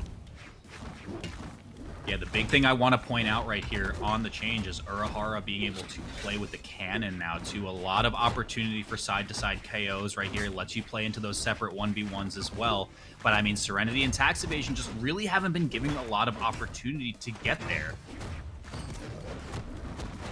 Tries to go for that side signature on the ground. No one is going to be falling into it though. Sire comes out, pushing Serenity further and further away. And so far, I mean, Voder and Urahara, they got themselves a little bit of a lead right now. This team comp seems to be working out quite well. Dare comes out, tries to go for the stomp Sire, which would have been it. Gets hit, but Urahara gets that revenge hit. And Voder and Urahara, I mean, I think this might be the first game in the set that they get an initial lead. That's right. Yeah, I think you're correct there. And like I said, you know, you change the look a Oh my little bit. God. Oh my God! Oh my God. Wait, Tax is on last stop. Where did Tax Serenity Evasion might go? go too. Where did Tax Evasion go? Serenity also in trouble right now. I can barely find the words right now. Voder and Urahara, they throw out a couple of more attacks before I'm able to find the next word, in fact. Okay. Recovery will find it. KO off the top against Urahara, but it is 2 stocks apiece for Red Team, as I say it. Voder having to recover out of resources potentially. Yeah, last stock there as well. Urahara needs to stay with it now. And they will be doing so very successfully. Tax Evasion stuck in a team combo though between 3 separate players. Going down into light yellow here. Make that orange Urahara with that cannon sidelight. They just need... Voder and Urahara, they just need to get this one stock off of Tax Evasion and everything gets so much easier. But you still need to beat Serenity. You gotta beat Serenity in the 1v2, which I was about to say, is it easier? I don't know. But again, Serenity doesn't even want to fight the 1v2. He's going to force Urahara into it first. Or Urahara can potentially find the KO on Tax and make this a 2-stock to 2 1v1, and it is going to happen. Side signature coming out. As you mentioned, the 1v1, it is going to be quite a long 1v1 as well. Not only do they need to find this initial first stock, there's going to be an entire stock packed behind that, so... Who here is a 2v2 player and who here is also really, really good in a 1v1? That is what we are about to find out, I suppose. The nerves are high. Everything depends on this Urahara. Lose these 2 stocks, lose this 1v1, and you are out of the tournament. He doesn't want that to happen. He's able to pick up the first stock. And Urahara finds it first, starves the weapon as well, so has to go unarmed. But as we say it, it is completely even, Polly. Oh my goodness. Completely even, but Serenity has a weapon advantage. Urahara able to pick up the gauntlets, but he doesn't want them. He throws them away. He goes down to the yellow. Wait a second. Cannon now. Let's see. Why did you want this weapon so badly? Serenity. Okay, wait a second. Wait a second. He gets the read. I know he wanted the weapon. He has these reads locked out. He knows Serenity's dodge pattern. What are you supposed to do? He needs to change that up. One more read, and that could be devastating. Oh, Serenity potentially looking to swap. No, it's going to be a bait right there. So scary off the weapon throw as well. Urahara going for all of it. Not going to get it off the gravity cancel right there. Oh, no! It's so close, but it's not enough. Serenity, sidelight Sire, almost able to knock out Serenity. So deep down, the D signature, it's not enough either. It was enough to disarm though, so Urahara has to swap to Gauntlets now, and Serenity, 3 in a row, falls to last player on the blue team and says, you know what? I'm still him. I'm still him. 747 damage, 5 knockouts. I know I've been saying a lot of numbers tonight, but I mean, they are absolutely insane. These are crazy numbers. Serenity and Tax Evasion winning the set, and they are going to be running it into the rematch against Himwe and Aram. So far, acting as the gatekeepers of Southeast Asia, eliminating both of the Middle Eastern teams that were able to advance into top 8. They are the defenders of the region, I suppose. Ollie, like we were saying before, everyone loves a good comeback story. So maybe Serenity and Tax Evasion wanted to fall to the elimination bracket and say, you know what? We want twice the sets. We want all this smoke. Be able to fight our way through this bracket. Oh my gosh. So Serenity has been, like I said, 3 games in a row falling to last player and still clutching it out, whether it was in the 2v1 or a 1v1 to close. I mean, oh my goodness. And I mean, that's not even singing the praises of Tax Evasion and all of this too. Tax Evasion has been playing wonderfully, magnificently so far. This team, like we said, man, it is the one to look out for. Can Aram and Himwe be the ones to stop them? Playing incredibly well so far, as you mentioned, but I was just about to start talking about our next matchup because I'm just that excited, but we are going to be going into a very, very short break, so don't go anywhere. We are about to decide the very last games of the tournament, and we'll see you in a sec. 1,000.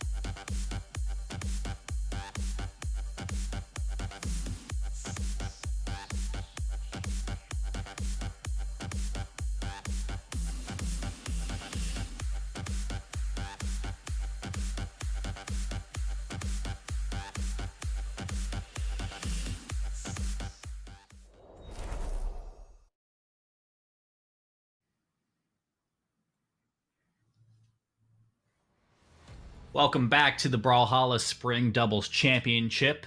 We gotta talk about if anybody in Southeast Asia can stop Serenity and tax evasion. But first, Polly, let's talk a little bit about the mid-season championship rewards, because we got some cool things we gotta bring up to you guys right now. We have a little bit of a reveal for you guys. Here are all of the cosmetics and the skins that you are going to be earning from not only the viewership rewards, but also some of them for attending the event itself. So make sure to get your screenshots in and get this one over Twitter, because man, oh man, do these look beautiful. I'm with this, dude. Look at these skins. These are sick. The weapons, especially the hard light weapons. I asked production just previously if those are for all of the weapons, which they are not. The reason I want it is because I don't play Greatsword and Katars. But man, if those were for my weapons, that would have been, I would be rocking that all of the time. The Greatsword players and the Katar players, they're eating good tonight. I'm also talking there will be more in the set. There will be more in the set. Never mind. W. Big W. W's in chat. Let's see it. Let's see it. I'm about the survived mid-season 2024 pools. That speaks to me on a spiritual level in ways that many may not understand. I'm excited to see it, but yeah, you guys are hopefully as excited as we are to be able to see those mid-season championship awards. They're going to be pretty dope.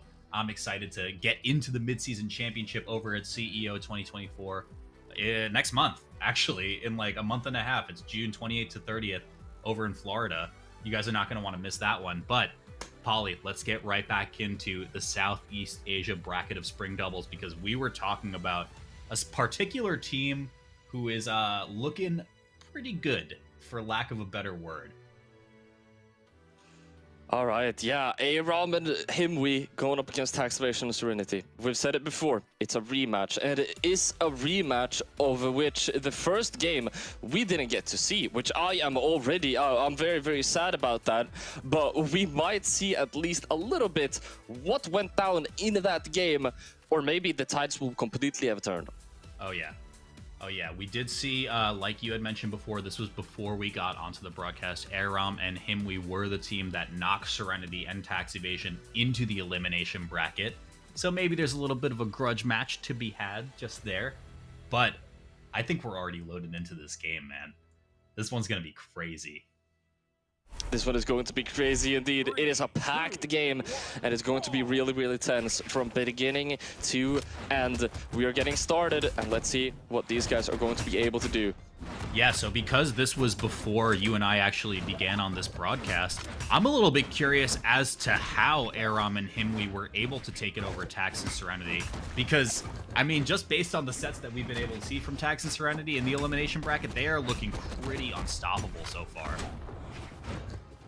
Yeah, they've been looking incredibly solid throughout the entire bracket. Aram and Himwe, I mean, they managed to get this deep into the bracket, and we were only able to see them play for one set, which was against Plume and Keith. They lost that set, but that might not be telling the entire story. That might be making us a bit biased into not really understanding how strong these guys are, because they have that initial lead already. And the story they're telling is, how about you guys start with 2 stocks in this first game? Serenity and Tax just cannot seem to find their footing. A little bit of miscommunication, though, on the side of Aram, hitting their teammate. That forces the knockout onto Himwe, and Aram, soon to follow, evened it right back up.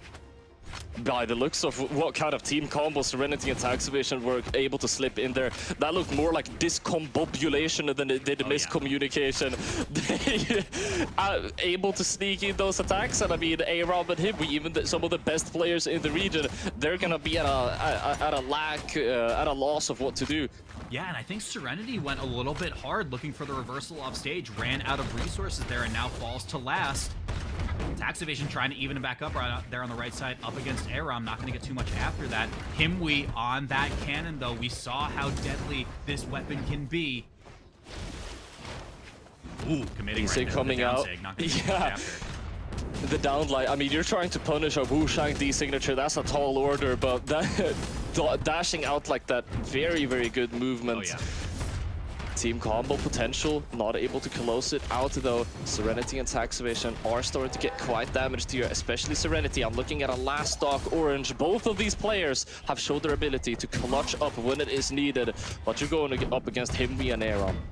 Himwe hanging onto the stock as well. Serenity falls into red now. This is super, super scary. Himwe will hang on for a bit longer and is able to touch the ground once again. Oh my gosh, Aram looking on the GC right there to really close that one out, or at least get a ton of damage in onto Tax. Oh, Look at that beautiful pickup. conversion. Super good pickup. Not only is getting that nair to begin with is super good, but calculating the bounce and getting the axe Sire in as well, that comes with Yes. only Oh! experience. So Tax! again, What a swing! I was starting to doubt. I can't lie, I was starting to doubt, but Evasion and Serenity, they're proving their worth time and time again. Himwe is still in it to win it though. He's That's in right. the 1v2, cannon in hand. It's going to be hard to close out, but he definitely has the potential. Okay, Himwe trying to get a little bit of a read on Tax Evasion's dodge patterns, but he might not have enough time, and he doesn't. Tax Evasion and Serenity swing that one back in their favor. I don't know if we had a viewer vote for this one, but I think chat always believed. Evasion and Serenity, they at this point, I can't really say anything more than this might just be momentum. Of course, they are amazing players. It's not like they aren't, but you give amazing players a ton of momentum, and they're just going to be unstoppable. Himwe and Aram, they were able to take the entire set off of them previously, but you know, they have been chilling. We had this discussion earlier. They have been chilling for a long time in the elimination side, and I mean, Evasion and Serenity, we're seeing a little bit of a snowball effect on their side. Yeah, we call it the hot hand syndrome sometimes, but it was proven to be a fallacy in some ways. But let's see, can Aram and Himwe start to warm up in this set? Because it really looked like they had that first game in the bag until Tax found that crazy turnaround. And again, the dreaded 3-1 scoreboard result. It is what, the only reason I bring that up is because that's what Evasion and Serenity got against Himwe and Aram last time around. Which would definitely be unfortunate, but the way that Evasion and Serenity are starting the second game, it doesn't look like that is going to happen. Okay, quick little lead here on the side of blue, but Evasion is in the red right now, so anything could do it. Commits with that recovery. Himwe gets the reversal, but it's not going to be a KO off the top. What an angle right there from Himwe. Himwe able to come in with a quick D-light in there, taking that stock off of Evasion. Serenity now soon to follow. Himwe is absolutely comboing these guys left and right to finish up these stocks. Meanwhile, Aram still chilling on that first stock. The start looked a bit rough, but they are slowly coming together. As I say so, though, Serenity and Evasion, yeah. Okay, Himwe trying to get a little bit of 1v2 action, says, Aram, take your time coming back. I'm going to get some damage on both of these fellas. Wow, Evasion covering the gaps right there in that edgeguard sequence so perfectly right there. Makes Himwe fall to last, and Aram as well. In the last 15 seconds of that stock, Evasion and Serenity had 4 potential team combos and 1 successful team combos. They keep setting these up so often. Aram and him, we need to find a way to position around it. They need to start sandwiching them instead of getting sandwiched themselves. That's right, that's right. Okay, Tax getting a little bit in the mix right there. I believe hit Serenity off the left side and allowed Himwe to pick up the 1-2 punch right there to get it 1 stock across the board again. It's not over yet. They're still in the game. They have a weapon advantage over Evasion. Almost able to pick up a read there, which would have been massive. Trying to go for the massive commitment. Evasion, he's starting to feel the pressure. He's just trying to chill a bit, throwing out a couple of double jumps, going for that nair, wants to stay safe. That could have been the knockout on Himwe if he able to connect the double D-light, but Himwe able to get out of it. And my eyes are all over Himwe right now. I mean, he took some of that game 1 data on Evasion's dodge patterns right there, tried to get the full commit onto him early. It is high damage for red team. It's all up to Aram now in the 1v1 against Serenity, but Serenity has been in this position so many times in the elimination bracket. Serenity now. He's proved his 1v1 worth previously. He's gonna have to do it again, and he will do so without failure. 2-0 on the bracket. This won't be a 3-1. It could go even further. Aram and Himwe, They need to level up at this instant, because it is evident Tax Evasion and Serenity definitely did level up in the elimination side. Polly, 4 games in a row where Serenity has fallen down to being the last player on the team with stocks remaining. 4 games in a row Serenity has won. That is unbelievable. They may be able to get a 3-0 in reply to the team that put them in the elimination bracket in the first place. If I'm Aram and Himri right now, I mean, I am starting to get a little bit nervous, because these are the guys that you 3-1, you denied them top 8 into winners. I mean, what happened to those players that you were able to beat? These are 2 completely different players. Okay, offstage is Serenity right now. Won't get too much after that, but Tax Evasion dicing up Aram on the left side right here. Aram disarmed as well. Trying to take some of that center stage control. We are seeing a couple of traded signature attacks coming out, and it is going to be Himwi and Aram coming out on top as they're able to close it out on Tax Evasion as well. No stocks on Himwi and Aram yet. Yeah, pretty great momentum, but I mean, this has been pretty much the same song and dance we've seen in the first 2 games, right? Aram and Himwi look like they have real solid momentum, and then Tax Evasion and Serenity just put some pieces together. They find it right here to equalize.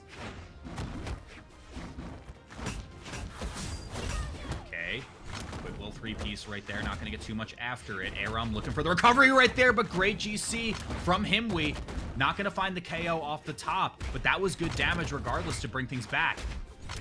3 pairs of gauntlets right now on the screen. DC comes out. Himwi trying to go for the follow-up there, but it won't come to that. At least not yet. Tries to go for the Nair and won't be able to pick up it on Serenity. This is so even. Serenity trying to get a little bit sneaky right there, weaving around Himwi, but Himwi said, I will not be fooled today. Serenity now on last stock. Let's see, is it going to be one on Tax Evasion? Tax does not bite with a dodge. Both of these teams, I mean, the red team's offense is being matched by blue team's defense and vice versa, and they're also both kind of the same level of offense slash defense. Yes. It's so back and forth. There's so many revenge hits, and it's all in all just so even. It could still be anyone's game. Serenity and Tax Evasion are a little bit behind, but you mentioned it before. We have seen them succeed in this area, even in this matchup, even in this set. Yeah, and as you were saying all that, Polly, I mean, the positional advantage was very cleanly in Blue's favor, right? This inside-out strategy of Serenity and Tax being able to play both ledges and be able to do edge guards against both red team members, bringing it down to last for everyone once again. Serenity and Tax Evasion are getting more damage than we have seen them before in these circumstances before, and Himwi's cannon has been phenomenal at picking up these knockouts. You see him going for these GCD lights, and you know that stocks are about to go flying on either Serenity or Tax Evasion soon. Himwi looking for that opening, finds it on Serenity first. Oh wow, Serenity breaks up all the action right here, but will be the first one to fall. Tax Evasion now forced into the 1v2, and it's not gonna matter. Himwi and Aram on the board. Went for that D-light into the 200 IQ, dodge down to try and find something into Aram, but he just throws out that Wushang spear neutral signature, and there is not much escaping that. Could it be the beginning of the tides of change, Polly? It could be. It could be. Himwi and Aram, they've done it before. In this rematch, they were the ones. They have a 1-0 on the history in just this tournament. Let's see. We run it right back. Himwi on that cannon has been a threat, and he picks it up first. Immediately, we're seeing some potential sandwiches. Aram going for that end light as well, trying to get something started onto Serenity, but it's going to be yet again a couple of faults onto either player. But him and Aram, they're the first players to really be able to get something started, and it's because Tax Evasion, I'm not sure what happened. I missed it. He went off the side of the stage. Yeah, under the I'm not stage sure if right he. there. Yeah, I'm not sure if he miscalculated his options, but he went down very early there. Okay, that could be a great swing for red team right here. Himwi will not find that KO off the right side. Tax will get one off the right instead, but Himwi quick with it off the cannon. The stocks are flying, Polly. Everyone's got two. Stocks are flying indeed. Tax evasion already down in orange though. Aram only in that light yellow. Gets that side signature in. That's massive. It sets up a 2v1 scenario which they will use to get a team combo. And this is how they rack up their damage. This is how they get these leads. Yeah, and all credit to Aram right there going for the target swap, really looking like he was going to full commit onto Serenity and says, you know what, I'm actually just going to put you in so much damage tax that you're going to lose the stock eventually as well. This is a great lead for Red. It might extend even further right now. Sire comes out, and light from Aram is going to be enough to seal the deal, and it's 4 stocks against 2 now. Tax evasion is in a dangerous situation. Instead of cowarding, he goes in with a gauntlet recovery, almost enough to knock both of them out. It's only going to take a couple more hits to seal the deal for Aram, but Himwe is still sustaining stock, not for long though. That response, fight, flight, or freeze, and it looks like Red Team only wants the hands coming in right now. We're on last stock again for everyone. Of course, why wouldn't it be this way? But what does Serenity and Tax need to do to stay in this battle? Okay, double gauntlets here for Red. Can they get too much after it? No. Able to pick up that combo, but Himwe interrupting the potential team combo with an end light. Oh no, Still Aram's in a bad position. Okay. All players very close to getting knocked out now. Any hit could be the deciding one. GC dealer recovery comes out. That's a 2v1 now. Aram and Himwe got Serenity in. Surely it's not 5 in a row. With a ground pound and a weapon throw, and they just keep the pressure building. There's no coming back from this, but Serenity somehow still manages to do so. And the streak had to end eventually, Pauly. Serenity falls down as the last player on blue side, but cannot bring this one home. The deficit was just too large, and now the threat of a reverse 3-0 looms. A reverse 3-0 after this much momentum, but I suppose that is also one of the dangers of having so much momentum. Once that momentum stops, I mean, when you have momentum, you're not really yourself, right? You're kind of transforming into this leveled up version of yourself. Whenever you lose that momentum, you go back down to baseline. You need to somehow find that flow state again, and that's definitely not easy. 100%. This could be a falling back to earth moment for Serenity and Tax Evasion right now. They just need one singular game to close this out and stay in the mix. But again, Himwe and Aram have looked so strong, and the momentum firmly in their favor. Yeah, Himwe and Aram.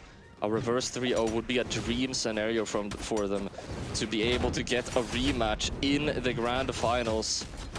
But Tax Evasion and Serenity have other plans as we see another beautifully executed team combo coming out. Serenity committing to the offstage play as well. Himwe is going to be able to sweep in though and protect his teammate. Okay, Serenity committing a little bit towards the left side right there. Himwe there to pick up the pieces, play a little bit of defense right now. So now it's Serenity off the left side. Okay, quick little team combo onto Himwe, but Tax Evasion is gonna find it right there. GC neutral signature would have been devastating, but Aram doesn't fall for those tricks. It's going to be Serenity going down instead. Only their first stock though. Himwe and Aram, that's a different story. Aram hasn't lost any yet. Wow, look at the way Tax was just playing defense right there, just waiting for Aram to press a button, knowing that he could just swoop right in, find the stock and reply. Great patience there from blue team. It's looking like they're starting to find their footing here, Pauly. Here we go. This is the thing, Himwe is so damaged every time he gets hit away. Tax Evasion and Serenity have an opportunity to go for a 2v1. Aram, he is so unfazed. He keeps going into 1v2 situations. A lot of times it works out, but Tax Evasion and Serenity, once they get that 2v2 combo started, it is devastating. Yep. So much respect from Serenity right there, not wanting to go in and disrupt anything that Tax is planning right now. Aram's gonna fall to last off the right side. Himwe's forced into a 2v1 right now, but Serenity says, I want all the smoke. Tax Evasion able to get in with a nair, but Aram is able to return the favor, this time with a recovery. Taking that stock off Serenity and Tax Evasion. They're so close to sealing the deal. Both Himwe and Aram so damaged here. So right, and I mean, I really worry that that window of opportunity where Serenity was forced into the 1v2 is what they needed to stay in this right now. Serenity's still hanging on to an extra stock. Tax Evasion potentially falling right here. What an intense encounter. Serenity goes down, still has one stock left. They need to get this stock off of Taxivation now. And they might get it. No, they go for the team combo instead. Taxivation gets back up, but Serenity is already in yellow now. Himwe in deep red as well. Oh my gosh, Polly! It's gonna be the 2v1 over for Aram. Can it be done? I don't think Yes! It's going to be it. Serenity and Taxivation. How do they do it? Yes, indeed. They're gonna close it out.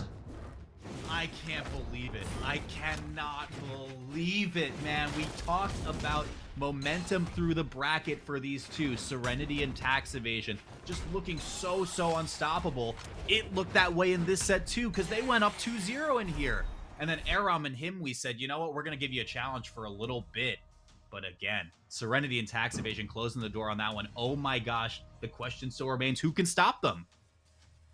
I feel lightheaded. I feel like towards the final of that game, I forgot to breathe or something. Serenity and Taxivation, Himwe and Aram, that matchup kept me on the edge of my seat from the first game to the last. And Serenity and Taxivation, I mean, we said it at the beginning of the tournament. They are the protagonists of this anime, which we are calling the Southeast Asian Spring Doubles Championship.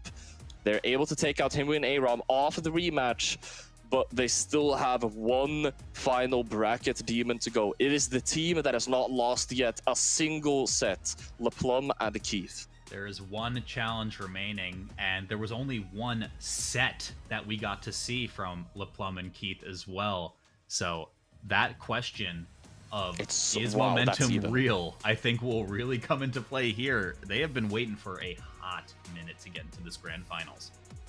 The viewer vote for Himwe Aram versus Serenity at Taxivation, 49 to 51% was that last game, which I do have to say to the viewers watching, that is a very educated voting, because I mean, if you look at that viewer vote, that is kind of like how also the scales tipped into that game. It was 51 to 49, and Serenity and Taxivation did come out on top. Okay. We'll see if these guys were able to hold it down coming into our grand final set of the Southeast Asia bracket, folks. This is crazy. I mean, it really looked like it could have been either Serenity Tax Evasion or Himwe Aram getting it into here. But here we have it, our final two teams standing. Wait, what's happening to the viewer vote? Polly! I don't know, dude. The viewer vote. I'm seeing that change sides very quickly, but it seems to be stabilizing at 91% to Serenity and Tax Evasion. Now, do keep in mind, Serenity and Tax Evasion, they did go down to Himwe and Aram. The one team that were able to beat them, they just beat them. They just got that. They just got the revenge. They knocked out. They eliminated the one team that so far have had it in them to beat them. Now, Plume and Keith. I mean, Serenity and Tax Evasion, they're thinking, you know, Plume and Keith, this is doable. And you wouldn't want it any other way as we load into game one. Ladies and gents, Ulgrim Chun-Li, Mirror. 4 grand finals. Here we go, guys. The Southeast Asia grand finals of the Spring Doubles Championship happening right now in just a second. Maybe not. In just a second. Okay, now yeah, there you go. A couple second delay. What a good way to begin the grand finals with a little bit of good sportsmanship. All right, so we are seeing the mirror match right here from these players. The big question is, how do they handle the 1v2s? Now, so far, we are seeing a lot of conversions coming out from either side. Tax Evasion and Serenity potentially coming out just a little bit out on top. Neutral Signature will be catching both of them, dealing a ton of damage. And Tax Evasion, he has a new kind of dedication. Okay, Serenity will fall right here. Tax just wants to run right into both members of Red, so you know, we're keeping this action going. Serenity, though, off the left side as we're looking at Tax. And there we go. That already, Serenity and Tax Evasion able to get that lead. Plume able to even that out very quickly, though, with a nice spear string going into the ground pound now as well. These guys are devastating, man. We're hyping up Tax Evasion and Serenity so much, we forget to remember that Keith and Plume, there's a reason. There's a reason they're in Grands. They're also not in winner's side. Okay, we've split off into true mirrors right now. Ulgrim the Ulgrim. Chun-Li off stage right here, but Keith wants to set the tempo a little bit, trying to mix things up. Okay, able to connect that D-Light. Going all the way down, that there is going to be connecting onto the teammate instead. Going to be regaining composure quickly afterwards, though. Still very even. Plume getting quite damaged as well, all the way down in orange now. Is able to get that landing, though he won't. He gets team comboed by like 3 different people. And it's still going to be Keith going down instead of him. Plume, really good at sustaining his stock so far. Okay, slight lead over in favor of blue right now. Tax Evasion can fall at any moment, but so could Plume. It's going to be the GC right there to convert. Wonderful stuff right here, and it does force the 2v1 for Tax Evasion right there. Double throw will make it last stock. Plume all the way down in red here. Tax Evasion definitely needs to target Plume out, but Plume knows it. That's why he's playing a little bit more aerially, not giving him any opportunities. Plume gets 1 attack in on Tax Evasion, and they are both just able to grab onto that momentum. Gets Tax Evasion all the way down into orange. And just like that, yeah, you catch one player on red pressing a button, and the other is just right on top of you. It's game 1. Plume and Keith taking the lead. Beautifully played, able to get so many good conversions in the initial stages of the game, and to finish it off, they play a really good 2v1 as well. These guys, I mean, Tax Evasion and Serenity, they're really good at playing off of each other. Plume and Keith seems to be just as good, but potentially they have just a slight upper hand in the neutral game. Absolutely. The stocks were flying for sure coming into this set, but oh man, the momentum might be snuffed out for as much as we've been talking about it. We're seeing the players getting ready for the next game. I can only imagine we're going to be seeing the same legends coming out. I do also want to mention the differences in the accuracy and usage of attacks might be the most interesting now that we actually have the same legends. We see Plume using 7 signatures against 8 signatures on Tax Evasion, both on Wushang. They're both using those signatures a ton. On the other hand, Keith and Serenity only 1 signature, both of which were missed. This is an accurate reflection. It is pretty evenly matched as reflected by their characters as well. We'll change the scenery a little bit going over the Western Air Temple and going to game 2. Going to game 2, Plume and Keith able to pick up that first one, and they already on top of being in the winner's side, getting that initial game. I mean, these guys, they're feeling good right now. Oh yeah. Let's see. We've divided off once again into our 1v1s. I can't believe we missed this. Serenity has swapped over to the Orion.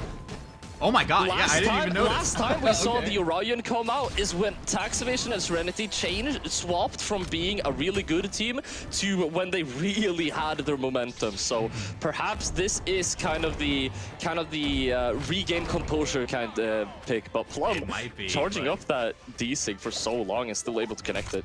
Yeah, as you say, it almost a full stock lead in favor of red. Plume will begin to start seeing red though on that damage bar. And just like that, out in a hurry. Side signature comes out, and that is indeed going to end that stock up. Now, Serenity and Tax Evasion, Plume super far up. These guys, both of these teams, they're not afraid to taking these risks. Always, or not always, but very often in these high risk, high reward positions. Plume trying to charge up that DC again. This time around, it won't be connecting. Serenity patiently waiting for the commit to come through on either player for red. Oh no! Wires get crossed right there. Plume finds the combo onto Keith instead, and that might be enough damage. No, it's not going to be a KO off the right side just yet. Plume. Ground pounds come through. Not going to get too much now. Look at that one. The unarmed KO from the Ulgrim. Plume's spear is absolutely horrifying, man. I mean, he made that one side signature on his teammate, which would have been devastating, but his pure skill on the spear just outweighed it, because he was able to create those encounters and those combos anyway, to where he's able to get the stocks off. Serenity was jockeying for the pogo right there, was able to get it as well. Keith not able to help out for his teammate. Everyone's at 1. Plum not able to connect that Nair, quite close though. Sire comes out, tries to keep that pressure up as we separate into two separate 1v1s here. Evasion and Serenity, of course, the first players to try and connect it back, trying to look for some team combos, but Keith and Plum might not really be looking for them to be able to do that. Serenity looked like he had the right read right there. Double Pogo's gonna come through, make it 3. No, not yet. Tax Evasion still hanging on to this last stock, but both blue team members suffering in the red right now. Stock trade? No. Advantage to red. Side signature. Stock trade does come. It's just a little bit late. And there's the second one. Plum able to connect that side signature. And it's 2-0 on the board. Serenity and Tax Evasion, they need to win 3 games straight to reset. And then they need to win another best out of 5. Plum and Keith, they have momentum. They have all of the numbers in their favor. Could they be the ones to decrown the most recently crowned Southeast Asian champions? The gold medalists of last tournament. Could it be too little too late, though, like you were saying? The name of the game was taking this momentum and running with it. Serenity and Tax Evasion played 5 straight sets, or 4 straight sets to get here, excuse me. They might have it all shut down in an instant, though, with a 3-0. It starts with this first game to get on the board. And it's going to be on Demon Island. Plum already with a massive commitment onto the on the off stage, completely unfazed by what is at stake. These guys are feeling themselves. They have such a massive lead at this point. They're starting to go for some of those options now. All right, Serenity looking for an opportunity to get in, but gets scooped up by Plum on the way down. Plum scouts it all the way out to get first strike. Keith able to pick up that ground pound. Could have been a team combo, but Plum trying to go for the D-Light. Now 2v1 against Keith. Endlight comes out. Okay. Not maintaining the pressure, trying to swap it over to Plum, but Plum fights back. And now it's a 2v1 for red right there. Serenity just barely scrapes his way out. Has to touch the ground now. This is a complete 180 of the last game. We saw so many isolated 1v1s still. It's so quickly swapping from 1v1s to then being a couple of team combos.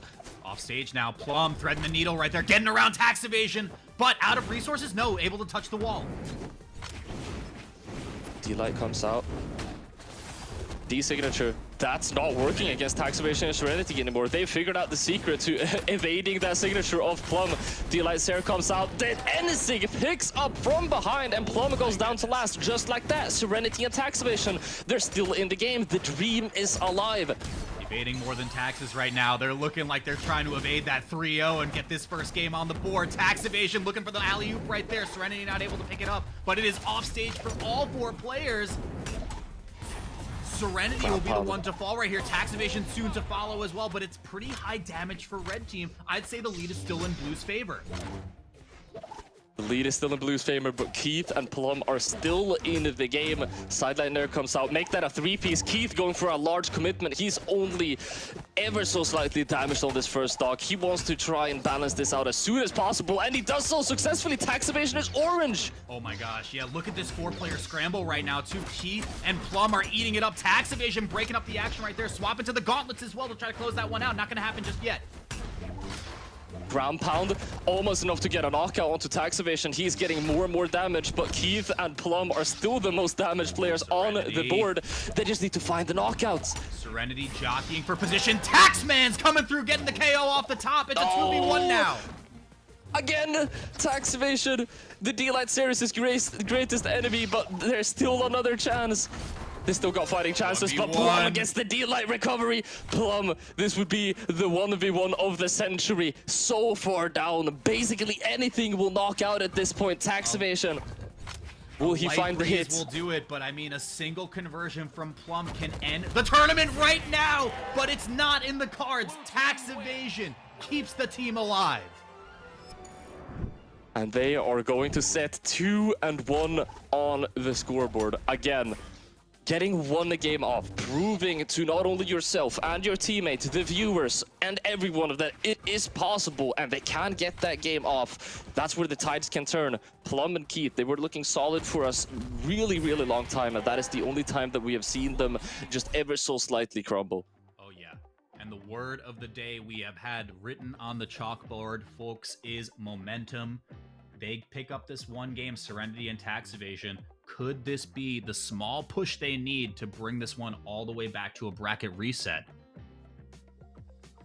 Only time will tell, as they are readying up for the next game, trying to regain composure, perhaps taking a couple of heavy breaths. I mean, you're undergoing a lot of pressure at this point. Losing 2 games in a row, finally winning one, you're probably going to want to share a word or two with your teammates. Taking a moment, for sure. Polly, I am at a loss, man. How are you feeling? Dude, I have goosebumps. Straight up, I have goosebumps. Lip Lump and Keith going up against Tax Evasion and Serenity.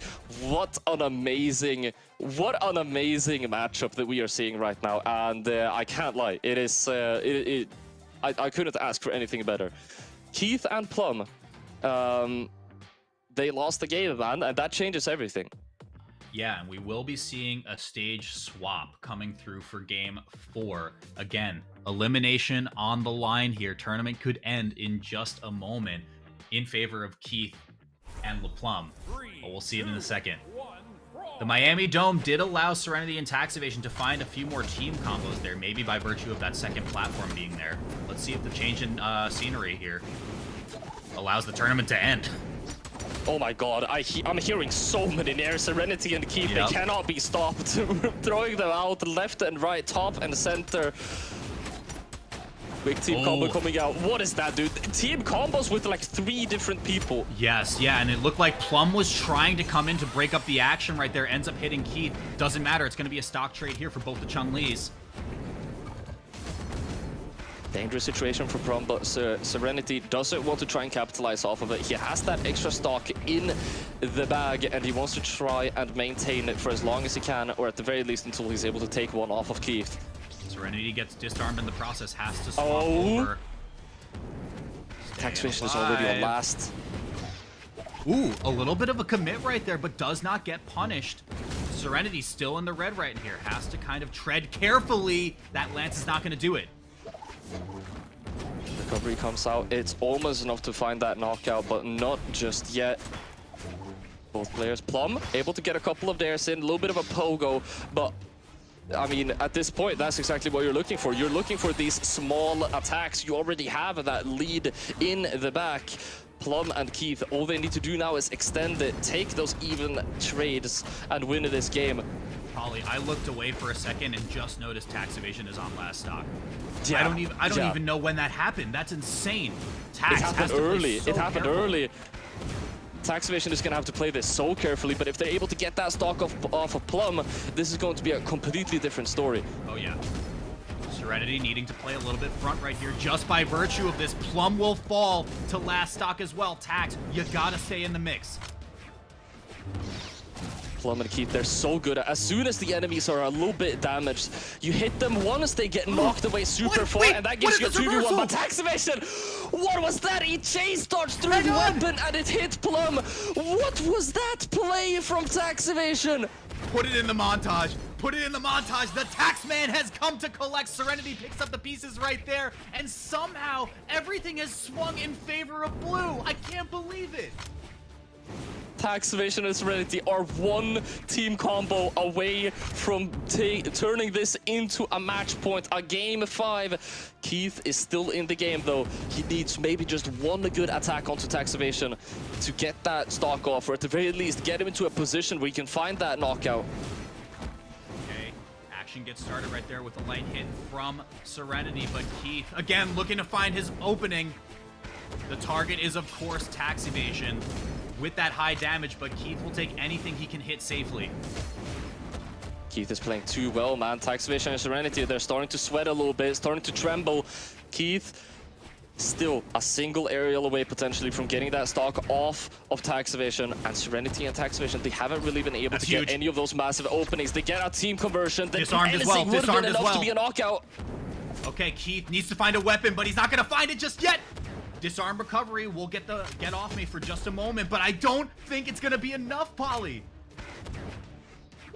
Recovery comes out, won't be connecting. Sire comes, and there it is. Serenity and Taxivation are going to be taking it to a game 5. Give me the replay right now. I gotta see the Taxman come through. This was the changing moment, the turning point for Blue, man. I cannot believe it worked out this way. Look at this. Sire comes out. Gets the GC. Oh, we didn't get to see the entire thing. The aerial came out, he comboed it with a GC side signature. Keith throws his Lannis to try and take out Taxivation. Taxivation chase dodges through it, and the weapon throw instead hits Plume. The stars aligned in a way that I haven't seen in a lot of clips, and that was absolutely insane. And as you mentioned, that was what gave them the opportunity. It set them up for success. But it could all mean nothing as we go into game 5 right here. Taxivation and Serenity knocking on the door of a reverse 3-0 to potentially just reset the bracket, and then they got to play another best of 5. But Keith and Plume can shut it down right here. You can sense the nerves going into this game. You can sense the pressure. Just kidding, only I can, because these players, I mean, they professionals, they have the composure. They're still playing just as well as they were the game before, but this is game 5. If Taxivation and Serenity win this, it is going to be a reset. Plume and Keith don't want that to happen. Here we go. Serenity's been on top of it with all these pogos, but overextended a little bit too far, and the weapon throw will seal the deal on first strike. Taxivation staying alive, but not for long right there. The double chomp means a double KO, and Blue Team is already playing on the back foot. Blue Team gonna have to try and find these knockout as soon as possible now. Serenity swapping over to that spear, looking menacingly on that right side of the stage. He's able to get it out with a couple of dares, and Taxivation is trying to make episode 2 with Plume here with those dares. Not able to connect those though. So much respect there with Plume coming back to recover. Maybe looking for a team combo right here. Serenity wants to get the side swap, not going to get it just there. Oh man, wires crossed a little bit, and Plume somehow ends up off stage and loses the stock as well. Going for another full send ground pound, which did work successfully last time around. Plume, I mean, he had 3 stocks. He could afford to lose that stock and still be in a relatively all-right position here. He is very, very healthy here. Serenity staying alive. Both players on red right there. Somehow this momentum shifts, and Keith is the first one to fall to last stock. For the recovery, Taxivation just narrowly able to jump out of that. Plume now in orange, but Serenity drops down to that stock. Taxivation does too, and Plume and Keith, just like that, they have a lead now. Weapon advantage as well. There is an opening right here. Keith is on last stock for red. Plume is getting a lot more damage on, so there's a couple avenues of approach right here. You can take out Plume, try to force the 2v1 in that window while Plume respawns, or you can go for Keith, excuse me, right now and just force the 2v1 right out the gate. But again, you gotta keep an eye on these damage meters. It's so scary! Keith, the miscommunication right there, that could cost him! Keith only until recently barely got hit for that stock. He has applied so much damage onto Taxivation and Serenity. Now Plume respawning as well. All players on their last stock. Again, whoever loses their first stock could be the deciding right factor. Here. Serenity comes down with the ground pound. It's gonna be off the top. No, not yet! Serenity, the man to look out for right now. Keith as well, high damage. First opening means the world for either team. Serenity, nice save. Oh, the clash on the Sire. Serenity able to get back up with an exhausted recovery. Tries to go for 2 more. One of which connecting. Plume returns the favor. This has got to be it. It's got to be it. Keith and Plume close the door on it. For as much momentum as Serenity and Taxivation had, it wasn't enough. Plume and Keith, man, they are unfazed. Taxivation or Serenity, they had the game of a lifetime just a moment ago. But Plume and Keith, they're too solid, they're too strong, and they're able to close that out. Not bearing the risk of going to a reset, they're able to close it out while they're still in the winner's side. Oh yeah. What a crazy grand finals. We will see it right here. Couple replays come through as we kind of catch our breath, ladies and gents. The Southeast Asia Spring Doubles champions are Plume and Keith. Second place, of course, going over to Tax Evasion and Serenity. But man, that was the big turning point right there for that last game, right? Serenity kind of overextends, looking to close out that stock early, gets reversal, and then that's all she wrote for the red team. I mean, we said it before. Both Plume and Keith, they have had top 8s with other teammates, and they're both extremely strong individually, especially in 2v2. It's a team that worked well on paper, and it's a team that proved themselves in practice too. Congratulations. They are going to be your SEA Spring Doubles Championship champions. That's right. That's right. What a crazy bracket this was too, man. We saw 2 sets from Plume and Keith. We saw 5 from Serenity and Tax Evasion. What an incredible run they were able to go on to get here. Of course, at third place, we do have Himwe and Aram as well, the team that was able to do some damage to Serenity and Tax Evasion. But, I mean, oh my gosh, that was just such a crazy bracket. Yeah, I mean, like, all of top 4, because we have Aram and Himwe, as you mentioned. They were able to take down Serenity and Tax Evasion previously, which is really massive. And then also in top 4, we have Urahara and Voder. I feel like everyone in top 4 got some really big W's today. Yeah, unbelievable stuff, unbelievable stuff. I think that's all we got. But that is going to be it for the tournament. I mean, we're just sitting here kind of in disbelief. We don't really want it to end, but good news, there is more. We have, of course, EU and SA and NA. Unfortunately, not today though. We are only getting you guys started, and we have an entire weekend of fun events ahead. Walt, do you have anything to add before we send it off? I like you said, man, I'm still recovering from how sick that was. But yeah, you guys are not going to want to miss it. We want to thank you guys so much for watching, but we will be wrapping up here for today. There is a lot more Brawlhalla action to be had at the Spring Doubles Championship. You're not going to want to miss it. See you tomorrow. So safe right now. Will not get knocked down into either. If there's one player that can do it, it's Pio, and it's Lucy has been making.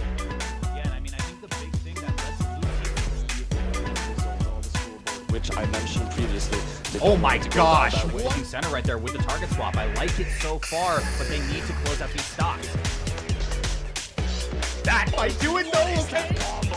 What is that? Hey, this looks pretty fair to me, right? It's not like it's a 2v1 or anything, because they got those team parts. We're gonna miss right there. We're back to the stop city. Spear and Axe, the dreaded weapon combination. The end line comes out, and that should be it. This one might be it. This got it. Side signature. Stock trade does come. It's just a little bit late, and there's the most damaged players on the board. They just need to find the knockouts. Anything will knock out at this point. Tax Evasion. Will he find the hit? Do it, but I mean, a single conversion from Plum can end the tournament right now. As soon as the enemies are a little bit damaged, you hit them once, they get knocked away super far, and that gives you a 2v1 on Tax Evasion. What was that? He chased our flip flash on the Sire. Serenity able to get back up with an exhausted recovery. Tries to go for 2 more. One of which connecting. Plum returns the favor. This has got to be it. It's got to be it. Keith and Plum close the door on it for as much.